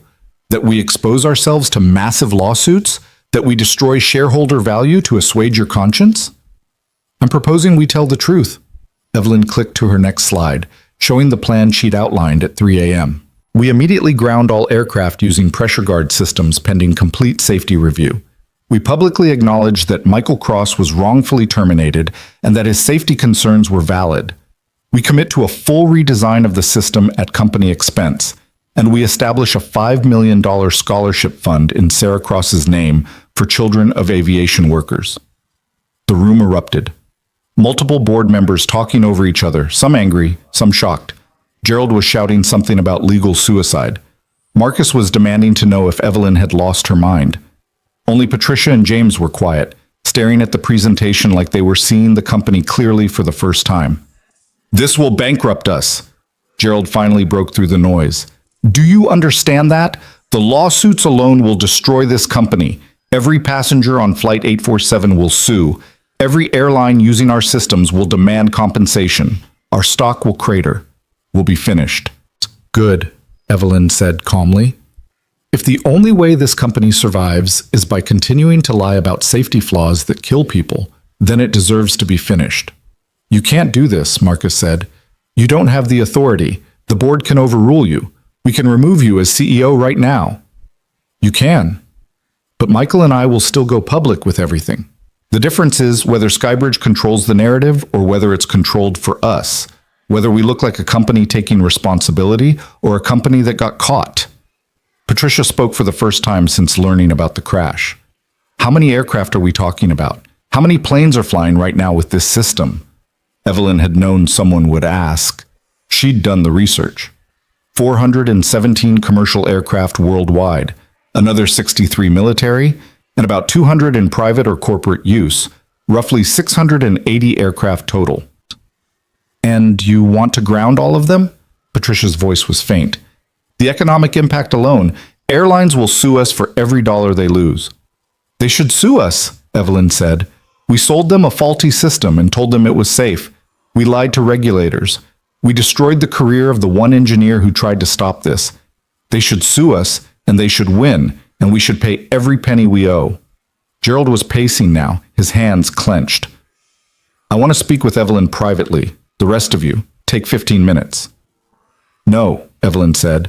"Whatever you have to say, you can say it in front of Michael and the full board. No more private conversations. No more backroom deals."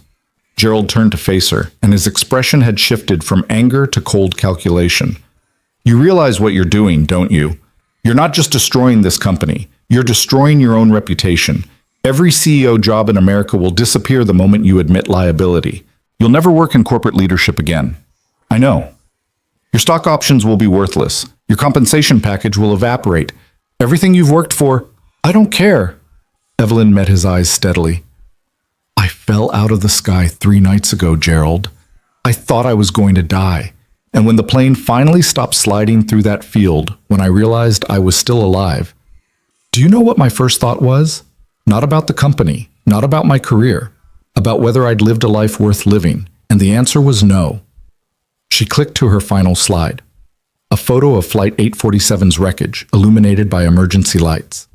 307 people walked away from this crash because Michael Cross refused to give up, because he kept fighting to save us, even after we destroyed his life. "I'm done being the kind of person who would have destroyed him. I'm done building success on lies." James Wu cleared his throat. He was older than the others, nearly 70, with kind eyes behind wire-rimmed glasses. "I think we need to consider Evelyn's proposal seriously, not because it's good for business, it clearly isn't, but because it's the right thing to do." "The right thing?" Gerald spun on him. "James, be realistic. If we admit liability, we're done. Every shareholder will sue. The SEC will investigate. We'll be criminally liable for covering up safety violations." "Then perhaps we deserve to be," James said quietly. "I've been on this board for 12 years. I was here when Mr. Cross raised his concerns. I remember voting to terminate his employment. I remember thinking we were protecting the company. But we weren't protecting the company. We were protecting ourselves from accountability." Patricia nodded slowly. "James is right. I voted the same way. We all did. We chose profit over safety, and people almost died because of it. Maybe it's time we faced consequences for that." "You're both insane," Marcus said. "You're talking about destroying billions in shareholder value, about putting thousands of employees out of work, about decimating an entire sector of the aviation industry." "We're talking about telling the truth," Patricia corrected.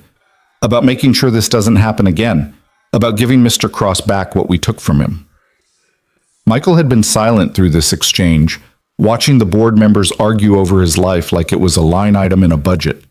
Now he spoke, and his voice carried a weight that silenced everyone. "I don't want to destroy your company," he said. "I don't want thousands of people to lose their jobs. I just want acknowledgement that I was right and you were wrong, that I paid an enormous price for trying to keep people safe, and I want to make sure the next engineer who sees a problem doesn't face the same choice I did." "That's exactly what will happen if we admit liability," Gerald said. "Every whistleblower will come out of the woodwork claiming we silenced them. Every safety concern ever raised will become ammunition for lawsuits. We'll spend the next decade in court defending ourselves." "Maybe we should," Evelyn said. "Maybe that's what accountability looks like. Not a press release and a settlement, but actual consequences for actual harm." Gerald stared at her for a long moment. Then he turned to the rest of the board. "I'm calling for a vote. All in favor of removing Evelyn Hart as CEO effective immediately?" 5 hands went up. Gerald, Marcus, and 3 others who'd been silent through most of the discussion. But 6 hands stayed down. Patricia, James, and 4 others who were looking at Michael with something like shame on their faces. Gerald's expression darkened. "This isn't over, Evelyn. Even if you remain CEO, I'll fight this every step. I'll leak to the press that you're unstable, that the crash affected your judgment. I'll make sure everyone knows you're sacrificing the company for personal redemption." "Do whatever you need to do," Evelyn said. "But I'm moving forward with the plan. Tomorrow morning, I'm holding a press conference. I'm going to announce the grounding of all pressure guard systems. I'm going to publicly acknowledge what we did to Michael, and I'm going to take full responsibility for the company's actions, past and present." "You'll be sued personally," Gerald warned. "Shareholders will claim you violated your fiduciary duty. You'll lose everything." "I already lost everything that mattered when I stopped being someone who would do the right thing." Evelyn closed her laptop. "This meeting is over. Those of you who want to support what needs to happen, I'll see you tomorrow at the press conference. Those of you who want to fight it, talk to your lawyers. Either way, the truth is coming out." She stood up. Michael stood with her. Together they walked out of the boardroom, leaving behind the chaos of angry voices and shocked silence. In the hallway, Michael finally let out the breath he'd been holding. "That went about as well as I expected." "You were perfect," Evelyn said. "Calm, factual, damning, everything they needed to hear."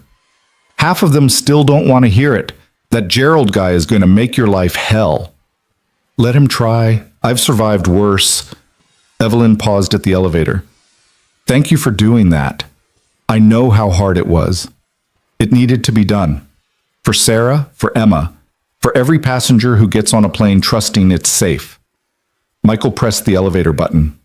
"What happens now?" "Now I go prepare for the press conference. And you go home to your daughter. Tell her what you did today. Tell her that her father stood up to the people who hurt him and told them the truth." The elevator arrived. They stepped inside and Evelyn pressed the button for the ground floor. As the doors closed, Michael spoke again. "You're going to lose everything, you know. Your job, your reputation, probably your savings. Was it worth it?" Evelyn thought about that moment in the plane when everything was falling. The terror, yes, but also the clarity. The sudden understanding that nothing she'd built mattered if it was built on lies. "Ask me again in a year," she said.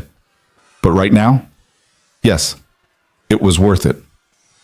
The press conference the next morning was chaos from the start. Every major news outlet sent crews.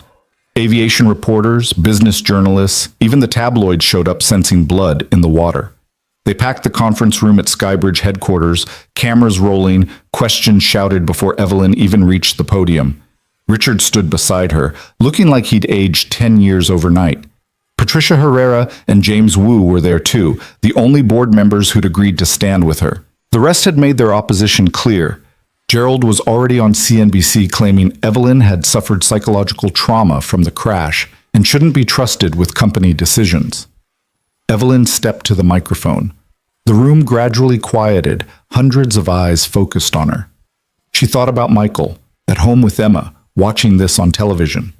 She thought about the passengers from Flight 847, scattered across the country, wondering if they'd really been as close to death as it had felt.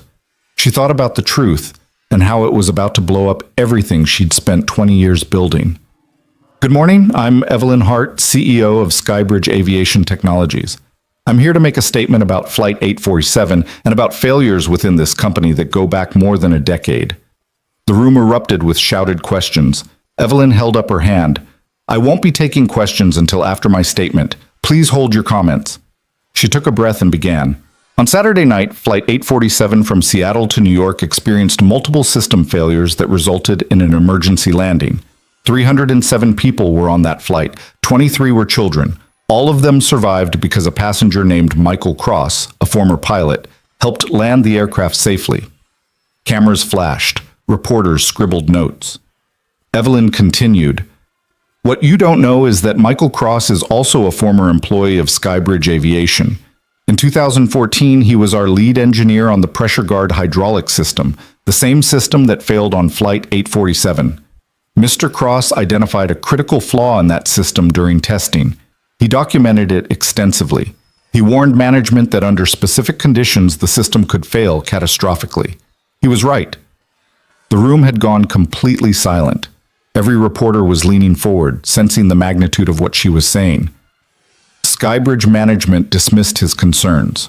When he persisted, when he went to federal regulators with safety data, we terminated his employment. We then systematically prevented him from working anywhere else in the aerospace industry.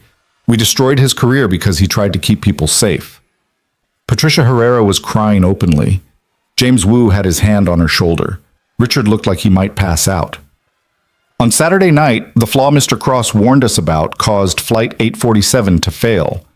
And the man we fired saved everyone on board from a disaster we could have prevented 11 years ago if we'd listened to him. If we'd put safety before profit. If we'd had the integrity to admit we were wrong. Evelyn pulled out a sheet of paper. Her hands were shaking, but her voice stayed steady. Effective immediately, Skybridge Aviation is grounding all aircraft using pressure guard hydraulic systems pending complete safety review and redesign. We are publicly acknowledging that Michael Cross was wrongfully terminated and that his safety concerns were valid and ignored. We are committing to full transparency with federal regulators about the system's flaws and our company's failure to address them. The room exploded, reporters shouting, cameras flashing. Evelyn spoke over the noise. Furthermore, Skybridge is establishing a $5 million scholarship fund in the name of Sarah Cross, Michael's late wife, for children of aviation workers who die in the line of duty. And I am personally apologizing to Michael Cross, to his daughter Emma, and to every passenger who has ever trusted their lives to a system we knew was flawed. She stepped back from the microphone. The questions came like bullets. Was she resigning? Was the company filing for bankruptcy? Were there criminal charges pending? What about the lawsuits? What about shareholder value? What about the FAA investigation? Richard stepped up to the microphone. Ms. Hart will not be taking questions at this time. We'll release a full written statement within the hour. Thank you. He practically dragged Evelyn off the stage as reporters surged forward, still shouting questions. Security held them back as Evelyn and her small group escaped to the elevator. In the executive suite, the phone was already ringing off the hook. Richard's assistant looked pale. CNN wants a live interview. The Wall Street Journal is demanding comment on stock impact. The FAA has called 3 times. And Mr. Winters wants to speak with you immediately. Tell them all I'll respond to official requests through proper channels, Evelyn said. And tell Gerald he can speak to me through my lawyer. Her phone buzzed, a text from a number she didn't recognize. You did the right thing. Emma is proud. So am I. Michael. Evelyn sat down at her desk and opened her laptop. Her email was flooded. Angry messages from board members, concerned messages from employees, interview requests from every media outlet in America. Skybridge stock had already dropped 18%, and trading had been halted pending further news. Patricia Herrera appeared in her doorway. The rest of the board is meeting right now, without us. They're going to try to remove you tonight. Let them. Evelyn felt strangely calm. I said what needed to be said. If they want to fire me for it, that's their choice. You're not worried? I'm terrified, but not about losing this job. I'm terrified about whether I did enough. Whether one press conference and a grounding order actually fixes anything, or if it's just performance. James Wu joined Patricia in the doorway. The FAA just announced they're launching a comprehensive investigation into pressure guard systems. and into Skybridge's safety protocols. They're requesting all documentation related to Michael Cross's employment and termination. Good. Give them everything. Full cooperation. Evelyn, they could find grounds for criminal charges against the company and potentially against individual executives. Then we'll face those consequences. That's what accountability means. Patricia and James exchanged glances. Then Patricia spoke. We're with you, whatever happens. We voted to keep you as CEO yesterday, and we're standing by that choice. You did something incredibly brave and incredibly stupid, and we're going to help you see it through. Even if it costs you your board positions? Especially then, James said. I'm 72 years old. I've made enough money to last 3 lifetimes. What I haven't done enough of is the right thing. Better late than never. Evelyn's throat tightened. Thank you, both of you. They left her alone to face the tsunami of calls, emails, and media requests. By evening, the story had gone viral. Flight 847 was trending worldwide. News outlets were tracking down passengers for interviews. Someone had found Michael's address, and reporters were apparently camped outside his building, despite Evelyn's explicit request for his privacy. She called him immediately. Michael, I'm so sorry. I'm sending security to your building right now, and I'm having my lawyer draft a cease and desist for any outlet that harasses you or Emma. It's okay, Michael said, though she could hear Emma crying in the background. Rosa's handling it. She's better at dealing with reporters than I am, but Emma's scared. She doesn't understand why people want to talk to her daddy so badly. Tell her he's a hero.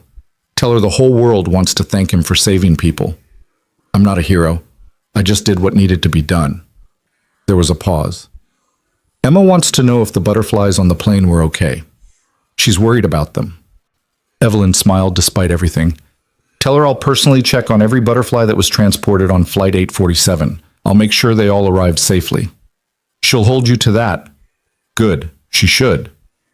After they hung up, Evelyn spent an hour making that promise reality. She contacted the Cargo Manifest Department, tracked down 3 shipments of butterflies that had been on the flight, part of a conservation program. 2 shipments had survived fine. The third had suffered casualties during the emergency landing. She had the company make a substantial donation to the conservation program in Emma's name and got them to send her pictures of healthy butterflies for Emma. It was the smallest thing she could do. But it mattered to an 8-year-old who'd already lost too much, and that made it important. By midnight, Gerald and his faction had forced an emergency board vote. Evelyn was removed as CEO effective immediately. Patricia and James both resigned from the board in protest. The company's stock had dropped 42%. 3 major airlines had filed preliminary lawsuits. The FAA investigation was expanding by the hour. Everything was falling apart exactly as predicted. Evelyn cleaned out her office at 2 a.m., alone, except for security. 20 years of work packed into 4 boxes. Photos, awards, personal items that had meant something once. She left her nameplate on the desk. Let whoever came next deal with it. As she carried the last box to her car, Richard appeared in the parking garage. He looked exhausted, but not angry. You got what you wanted, he said. The truth is out. The company's stock is in free fall. You're fired. Michael Cross is vindicated. Congratulations. That's not what I wanted.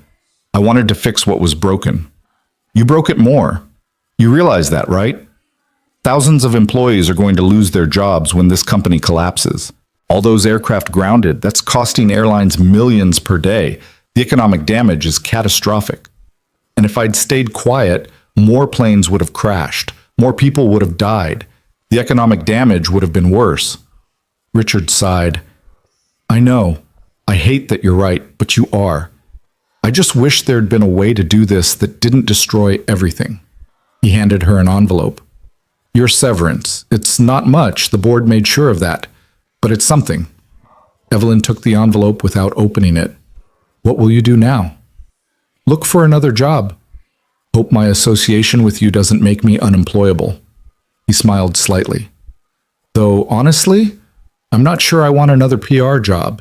Maybe I'll try something where I'm not paid to spin the truth. Let me know if you figure out what that is. I might join you. They shook hands, and Richard walked away. Evelyn loaded her boxes into her car and sat in the driver's seat for a long moment, staring at the Skybridge building. She'd climbed so high, sacrificed so much, built an empire on foundations she'd never questioned, and now it was gone. All of it. Career, reputation, the identity she'd spent 2 decades constructing.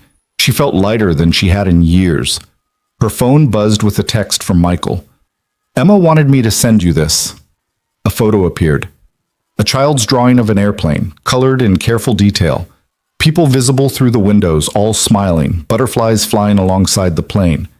At the bottom, in a child's handwriting, "Thank you for making sure the butterflies were okay. Love, Emma." Evelyn stared at that drawing until her vision blurred. This was what mattered, not stock prices or quarterly earnings or corner offices. A child who still believed in kindness, a father who'd sacrificed everything for integrity. People who survived because someone refused to stay silent. She texted back, "Tell Emma the butterflies said thank you, too, and tell her I promise no more planes will fall because grown-ups were too scared to tell the truth." She drove home through empty streets, the city sleeping around her. Tomorrow would bring more chaos, more lawsuits, more investigations, more reporters demanding statements. Her life as she'd known it was over. But somewhere in Queens, an 8-year-old girl was sleeping safely because her father had stood up to a room full of powerful people and told them they were wrong. And that same man had caught Evelyn when she was falling, not just from the sky, but from a life that had stopped making sense years ago. She'd lost everything, and somehow, impossibly, she'd never felt richer. The first week after Evelyn's firing was a blur of legal consultations, media requests she declined, and sleepless nights in her apartment wondering what came next. She'd expected regret, expected to wake up panicking about what she'd thrown away. Instead, she felt something close to peace. On Thursday morning, her doorbell rang at 7 a.m. She opened it to find Michael standing there with 2 cups of coffee and a paper bag that smelled like fresh bagels. "You look terrible," he said. "Thanks. Come in." He followed her into the apartment, taking in the half-packed boxes and the general chaos of someone whose life had just imploded.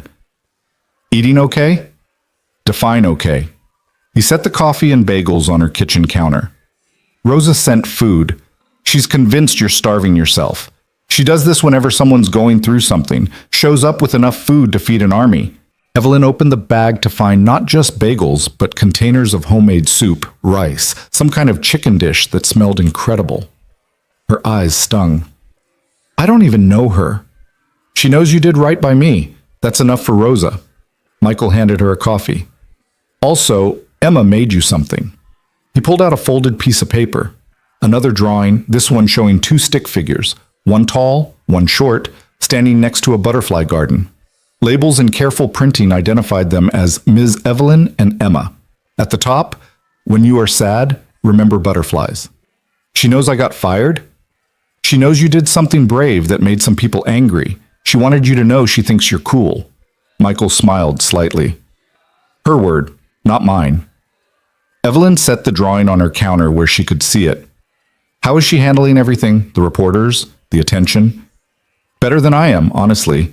Rosa's been amazing. She's the one dealing with the press, telling them to leave us alone. Emma thinks the whole thing is exciting. She told her class her daddy was a hero who saved a plane, and now she's the most popular kid at school." He paused. "Which is good, I guess. Though I worry about her thinking fame is something to aspire to.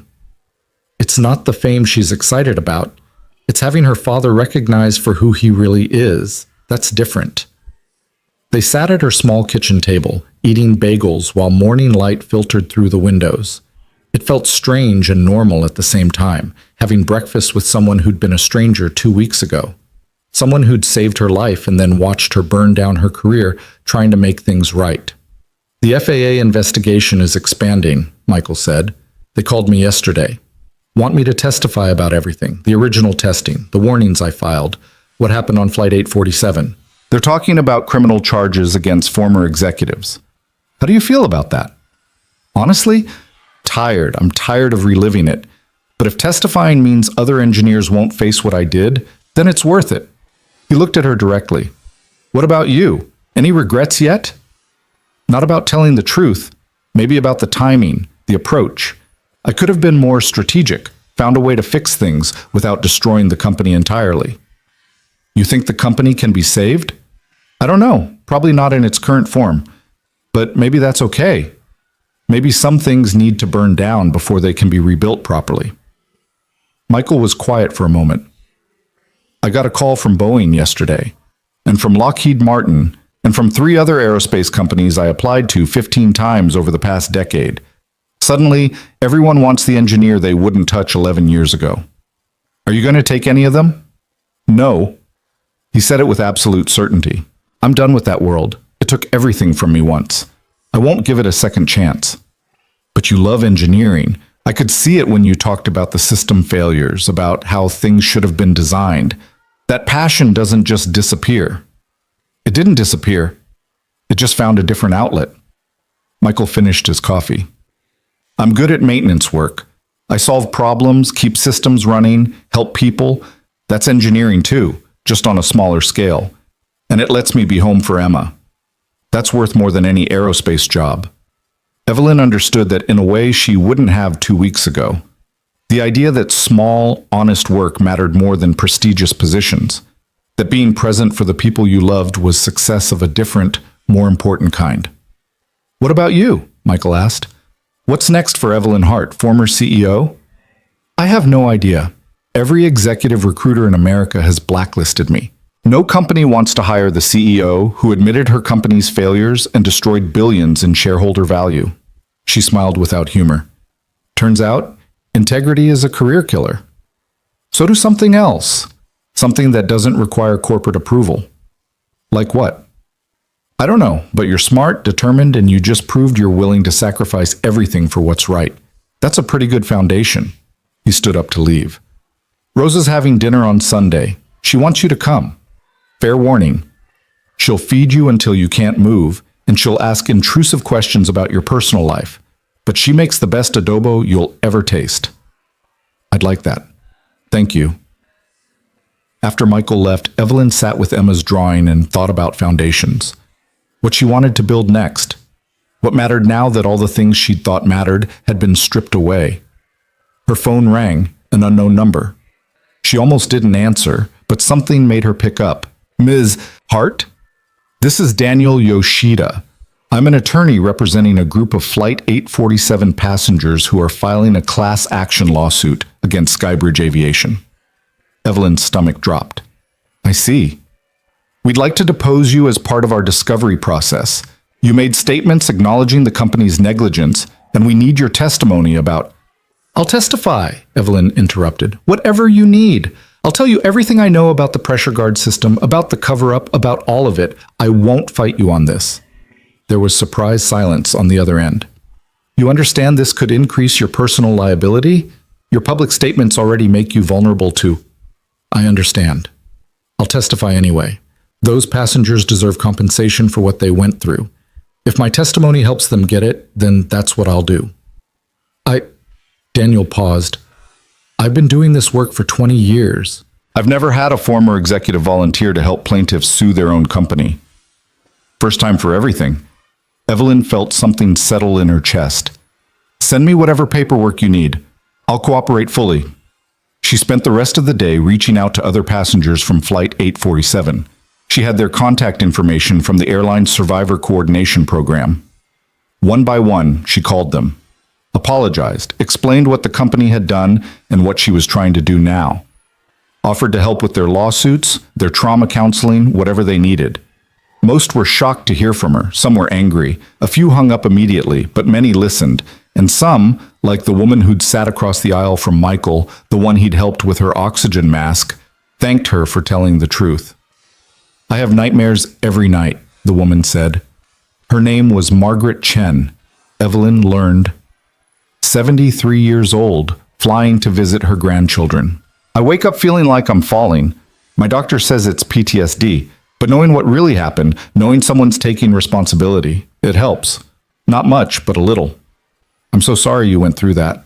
That any of us did. That young man who helped me with my mask, Michael something. I've been trying to find him to say thank you. Do you know how I could reach him? Evelyn promised to pass along the message. She added Margaret to a growing list of passengers who wanted to thank Michael personally. He wouldn't welcome the attention, she knew. But maybe he needed to hear from the people he'd saved, needed to see that his sacrifice, both 11 years ago and last week, had mattered. Over the next few days, a pattern emerged. Passengers reaching out to each other, forming connections born from shared trauma.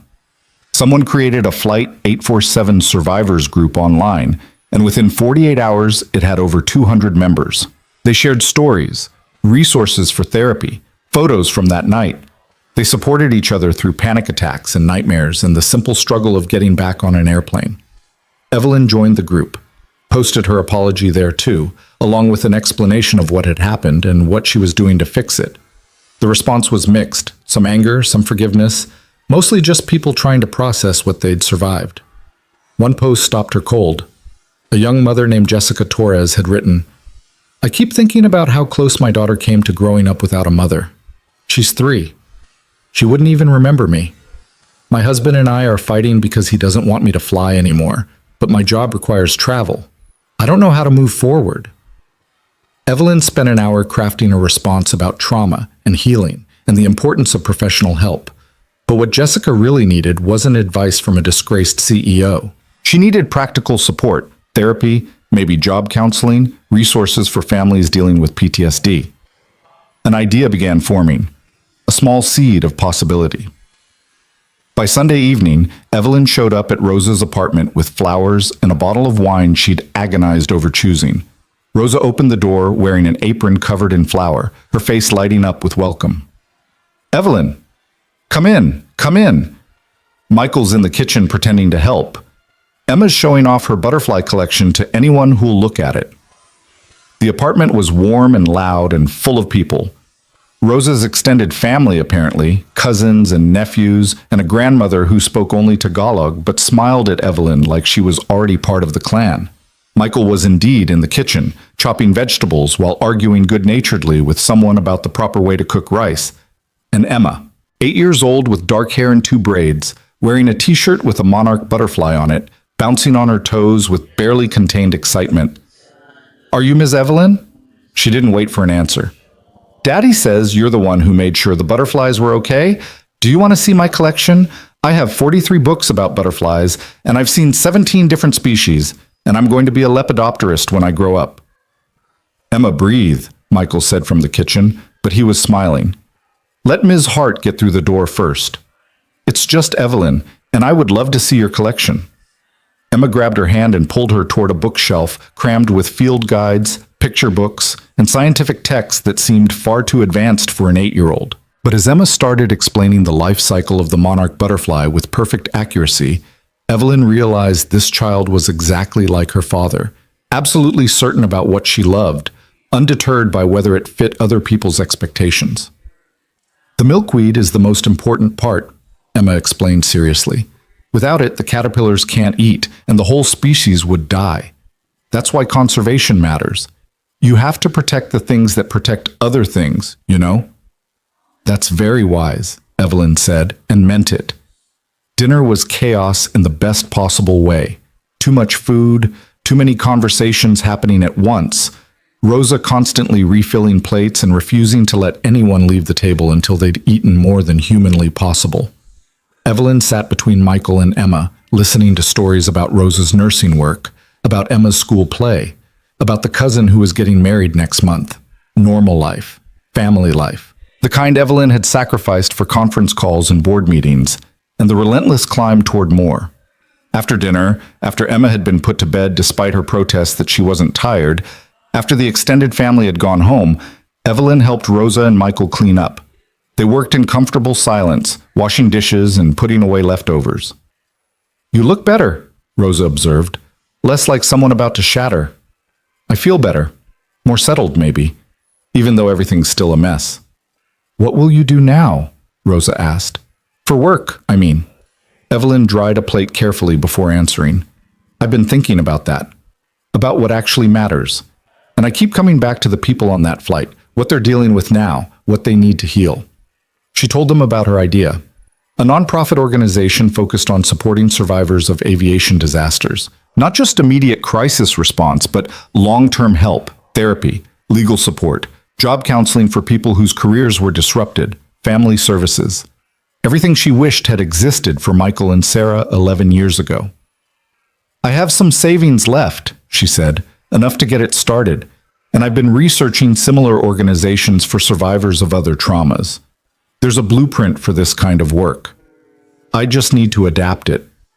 Michael was leaning against the counter, his expression thoughtful. You want to help people deal with the aftermath of crashes? I want to help them rebuild their lives after trauma. Aviation disasters specifically, because that's what I know now. But the principle is the same. When something terrible happens, people need more than thoughts and prayers. They need practical support and someone who understands what they're going through. That's good, Rosa said quietly. That's really good. Sarah would have loved that idea, helping people nobody else thinks to help. The problem is credibility, Evelyn admitted. Who's going to trust a nonprofit run by the CEO who admitted her company caused a crash? I'm the worst possible face for this kind of organization. Then don't be the face, Michael said. Be the foundation. Do the behind-the-scenes work. Fundraising, administration, building the programs. Let other people be the public advocates. Like who? Like Flight 847 survivors who want to help other survivors. Like the families of people who've been through this. Like... He paused, considering. Like me, maybe, if you want. Evelyn stared at him. You do that? Work with me on this? Part-time. I'm not giving up my maintenance job. I meant what I said about being there for Emma. But a few hours a week consulting on safety issues, maybe talking to families dealing with aviation trauma, I could do that, if it helps. It would help enormously. Evelyn felt tears threatening again. She seemed to cry more in the past 2 weeks than in the previous 2 years. Thank you for trusting me with this, for believing I can do something good. You already did something good, Rosa said firmly. You told the truth when lying would have been easier. You sacrificed your career for integrity. That's the foundation everything else builds on. They finished cleaning in thoughtful silence. When Evelyn left an hour later, Emma's latest drawing tucked carefully in her bag, she felt something she hadn't felt since before the crash. Purpose, direction, a sense that what came next might actually matter. The following week was a whirlwind of activity. Evelyn filed paperwork to establish the nonprofit. She called it the Sarah Cross Foundation for Aviation Safety and Survivor Support, with Michael's permission. She reached out to trauma counselors, legal aid organizations, and other survivor advocacy groups. She connected with Flight 847 passengers who wanted to help, who understood viscerally what future survivors would need. The FAA investigation concluded that Skybridge had knowingly covered up safety flaws and that multiple executives should face criminal charges. Gerald Winters and Marcus Chen were arrested. 2 other board members resigned. The company filed for bankruptcy protection as lawsuits multiplied. Evelyn testified at every hearing, deposition, and trial she was asked to participate in. She held nothing back. Every detail of what she'd learned, every document she'd found, every conversation she'd had with Michael about what the company had done. The plaintiff's attorneys loved her. Defense attorneys looked at her like she was insane. Other executives started avoiding her at legal proceedings, like integrity might be contagious. Skybridge's bankruptcy proceeded messily. The company was essentially dismantled, its assets sold to pay settlements. Hundreds of employees lost their jobs.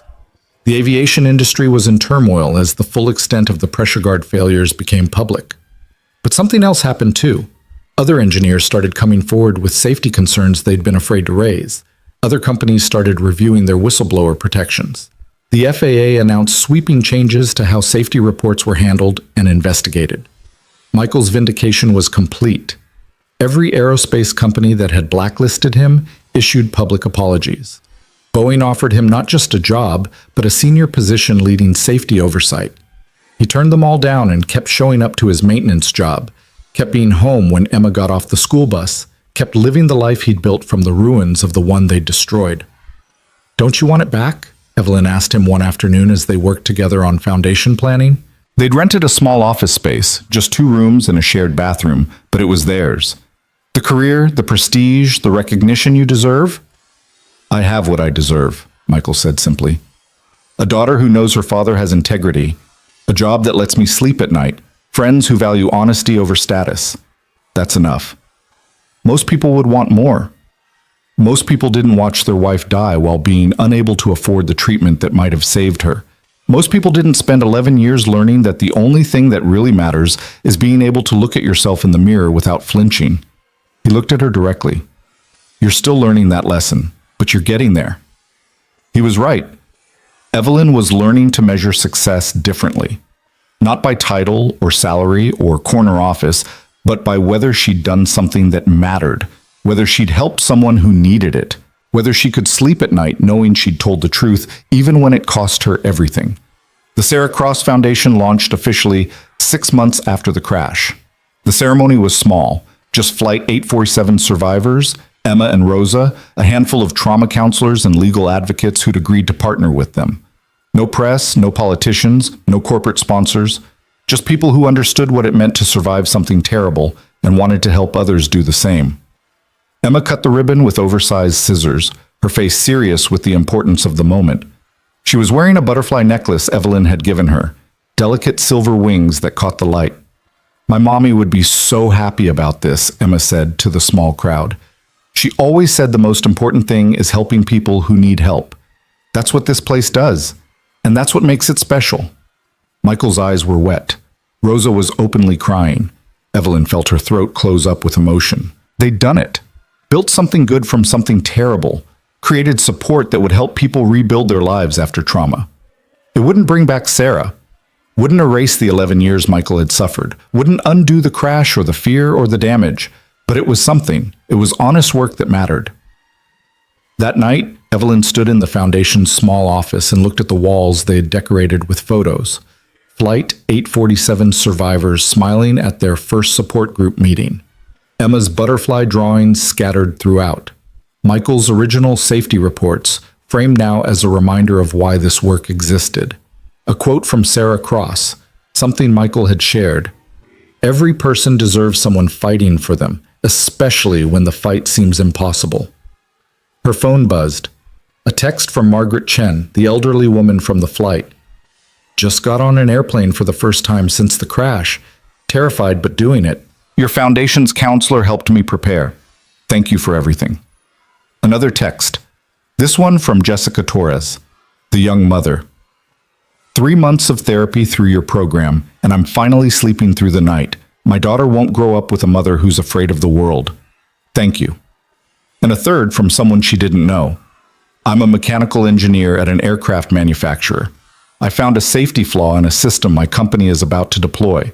I was going to stay quiet, didn't want to end up like Michael Cross. But then I read about the foundation and what you both did, and I realized staying quiet makes me complicit. I'm filing a report tomorrow. Thank you for showing me what courage looks like. Evelyn read that last message 3 times, her vision blurring. This was it. This was the thing that mattered more than any corner office or CEO title. Some engineer she'd never meet was going to speak up about a safety flaw because Michael had spoken up and paid the price, and she'd amplified his truth. People wouldn't die because that engineer stayed silent. Families wouldn't be destroyed.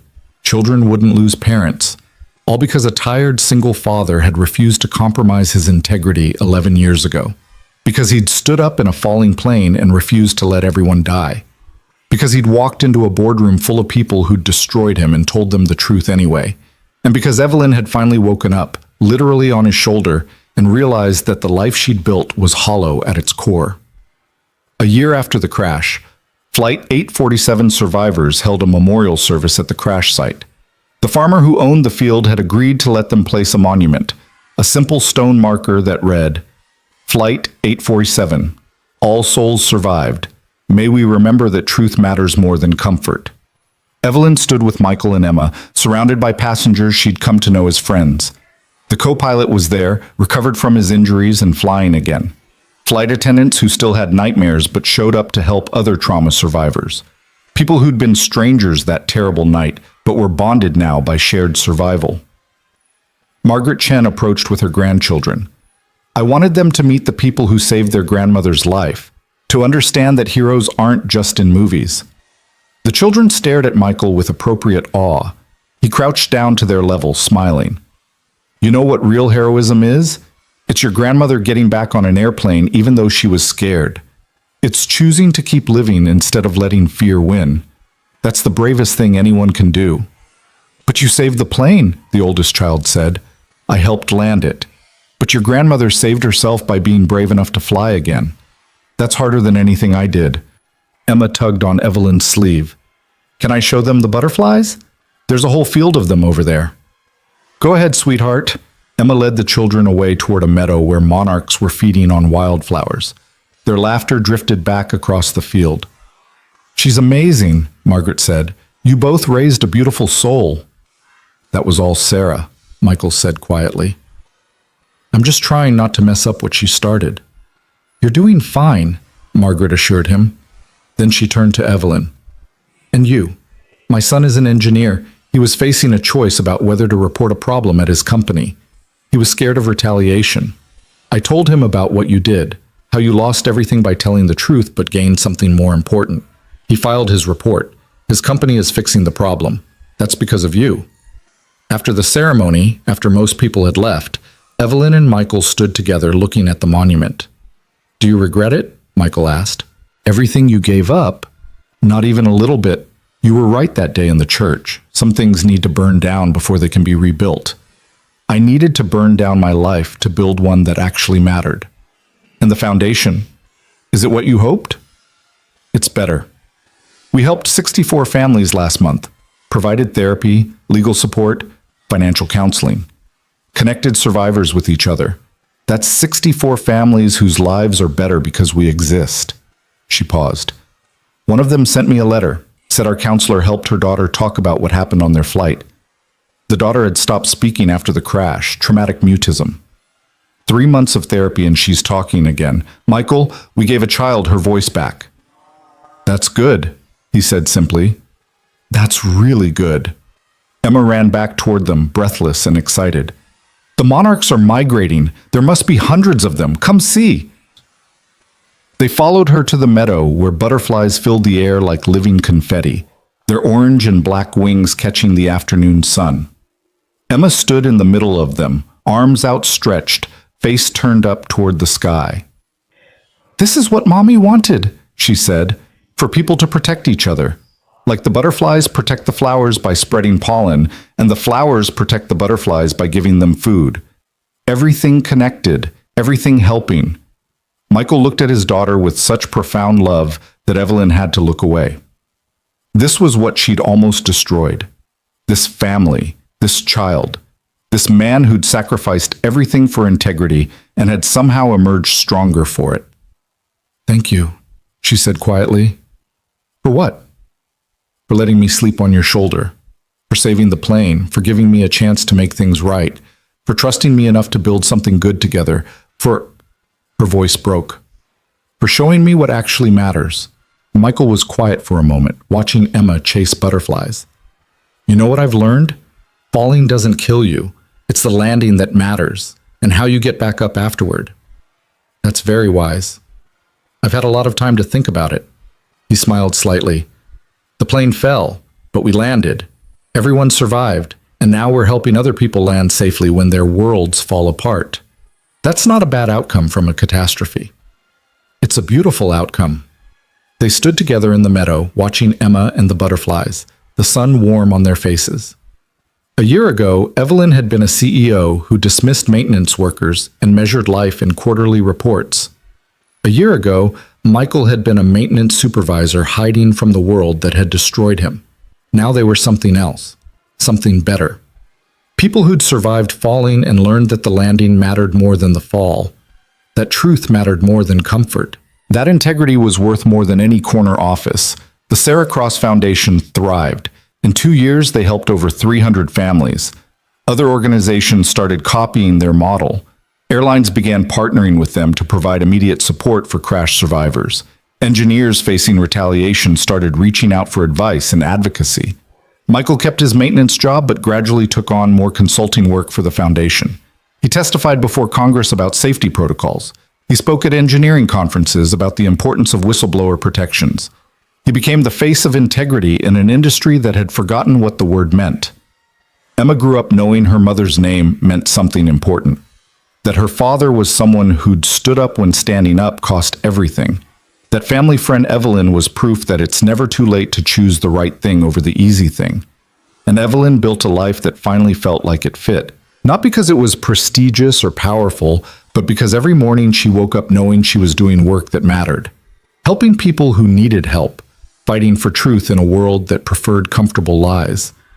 Sometimes she thought about her old life, the boardrooms and first-class cabins and corner office, the power and prestige, the identity she'd built over 20 years.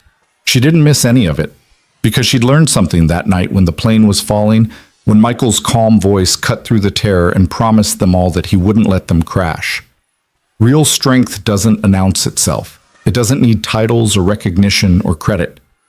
Real strength is the single father reading about grief at 30,000 feet because his daughter needs him to understand loss.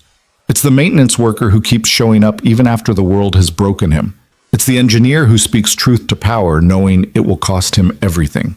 Real strength is choosing integrity over comfort, is burning down a corrupt empire rather than let one more plane fall, is building something good from the ashes of something terrible. Real strength doesn't demand attention or accolades. It just shows up when everything's falling and makes sure everyone lands safely. 5 years after the crash, on a clear autumn day much like the one when Flight 847 went down, Evelyn stood in a packed auditorium and watched Michael receive the National Medal of Technology and Innovation. The president herself presented it, praising his courage in exposing safety flaws and his tireless work to support other whistleblowers. Emma sat in the front row, 13 now, and studying environmental science, her butterfly necklace still around her neck. Rosa was beside her, crying happy tears, and Evelyn stood in the back, watching the man who'd saved her life twice receive recognition he'd never wanted but absolutely deserved. After the ceremony, reporters surrounded Michael. He handled them with the same quiet competence he brought to everything, deflecting praise and redirecting attention to the foundation's work, to other engineers who'd spoken up, to the importance of systemic change. One reporter asked the inevitable question, "Mr. Cross, do you regret anything about how your story unfolded? The career you lost? The years of struggle?" Michael was quiet for a moment. Then he looked toward Emma, toward Rosa, toward Evelyn in the back of the room. "I regret that my wife didn't live to see this," he said finally. "I regret that the system was so broken it took a plane crash to fix it. I regret every day that it took 11 years for the truth to matter. But do I regret speaking up? Regret choosing integrity over comfort? Regret the life I built after everything fell apart?" He shook his head. Not for a second. That night, they celebrated at Rosa's apartment like always. Too much food, too much noise, Emma showing off her science project about butterfly migration patterns, while Rosa's extended family asked intrusive questions, and Michael laughed at stories Evelyn told about her former life as a CEO. "I can't believe you used to intimidate boardrooms," Rosa teased. "You're such a softie now." "That's what happens when you realize that being feared isn't the same as being respected," Evelyn said, "and that power without integrity is just organized cruelty." "Look at you, getting all philosophical," Michael said, but he was smiling. Emma finished her presentation and plopped down next to Evelyn. "Are you happy?" she asked with the directness only teenagers could manage. Like, really happy? Not just pretend happy? Evelyn thought about that question, about her tiny apartment compared to her former penthouse, about her secondhand car compared to the company Mercedes, about nonprofit work compared to executive compensation, about the life she'd built from the ruins of the life she'd destroyed. "Yeah," she said, "I really am." "Good. Because you're one of my favorite people, and I want you to be happy." Emma said it matter-of-factly, like it was the most obvious thing in the world. Then she bounded off to show her project to Rosa's cousin. Michael caught Evelyn's eye across the room, raised his drink slightly in a toast only she would see, to survival, to integrity, to the long journey from falling to landing to standing back up and building something that mattered. Evelyn raised her own drink in return. They'd both lost everything that night when Flight 847 started falling. Career, reputation, identity, comfort. Everything they'd built their lives around. And they'd both gained something more valuable than anything they'd lost. Purpose. Community.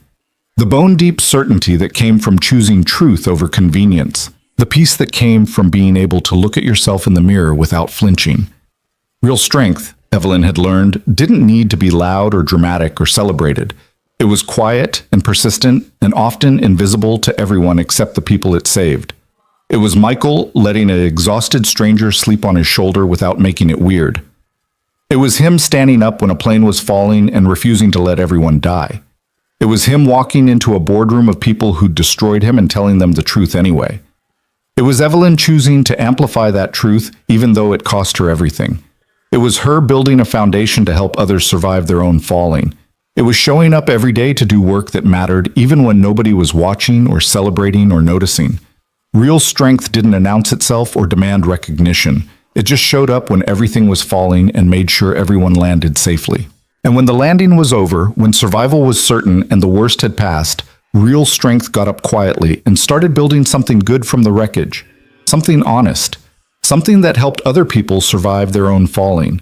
That was the lesson Evelyn had learned at 30,000 feet while her head rested on a stranger's shoulder.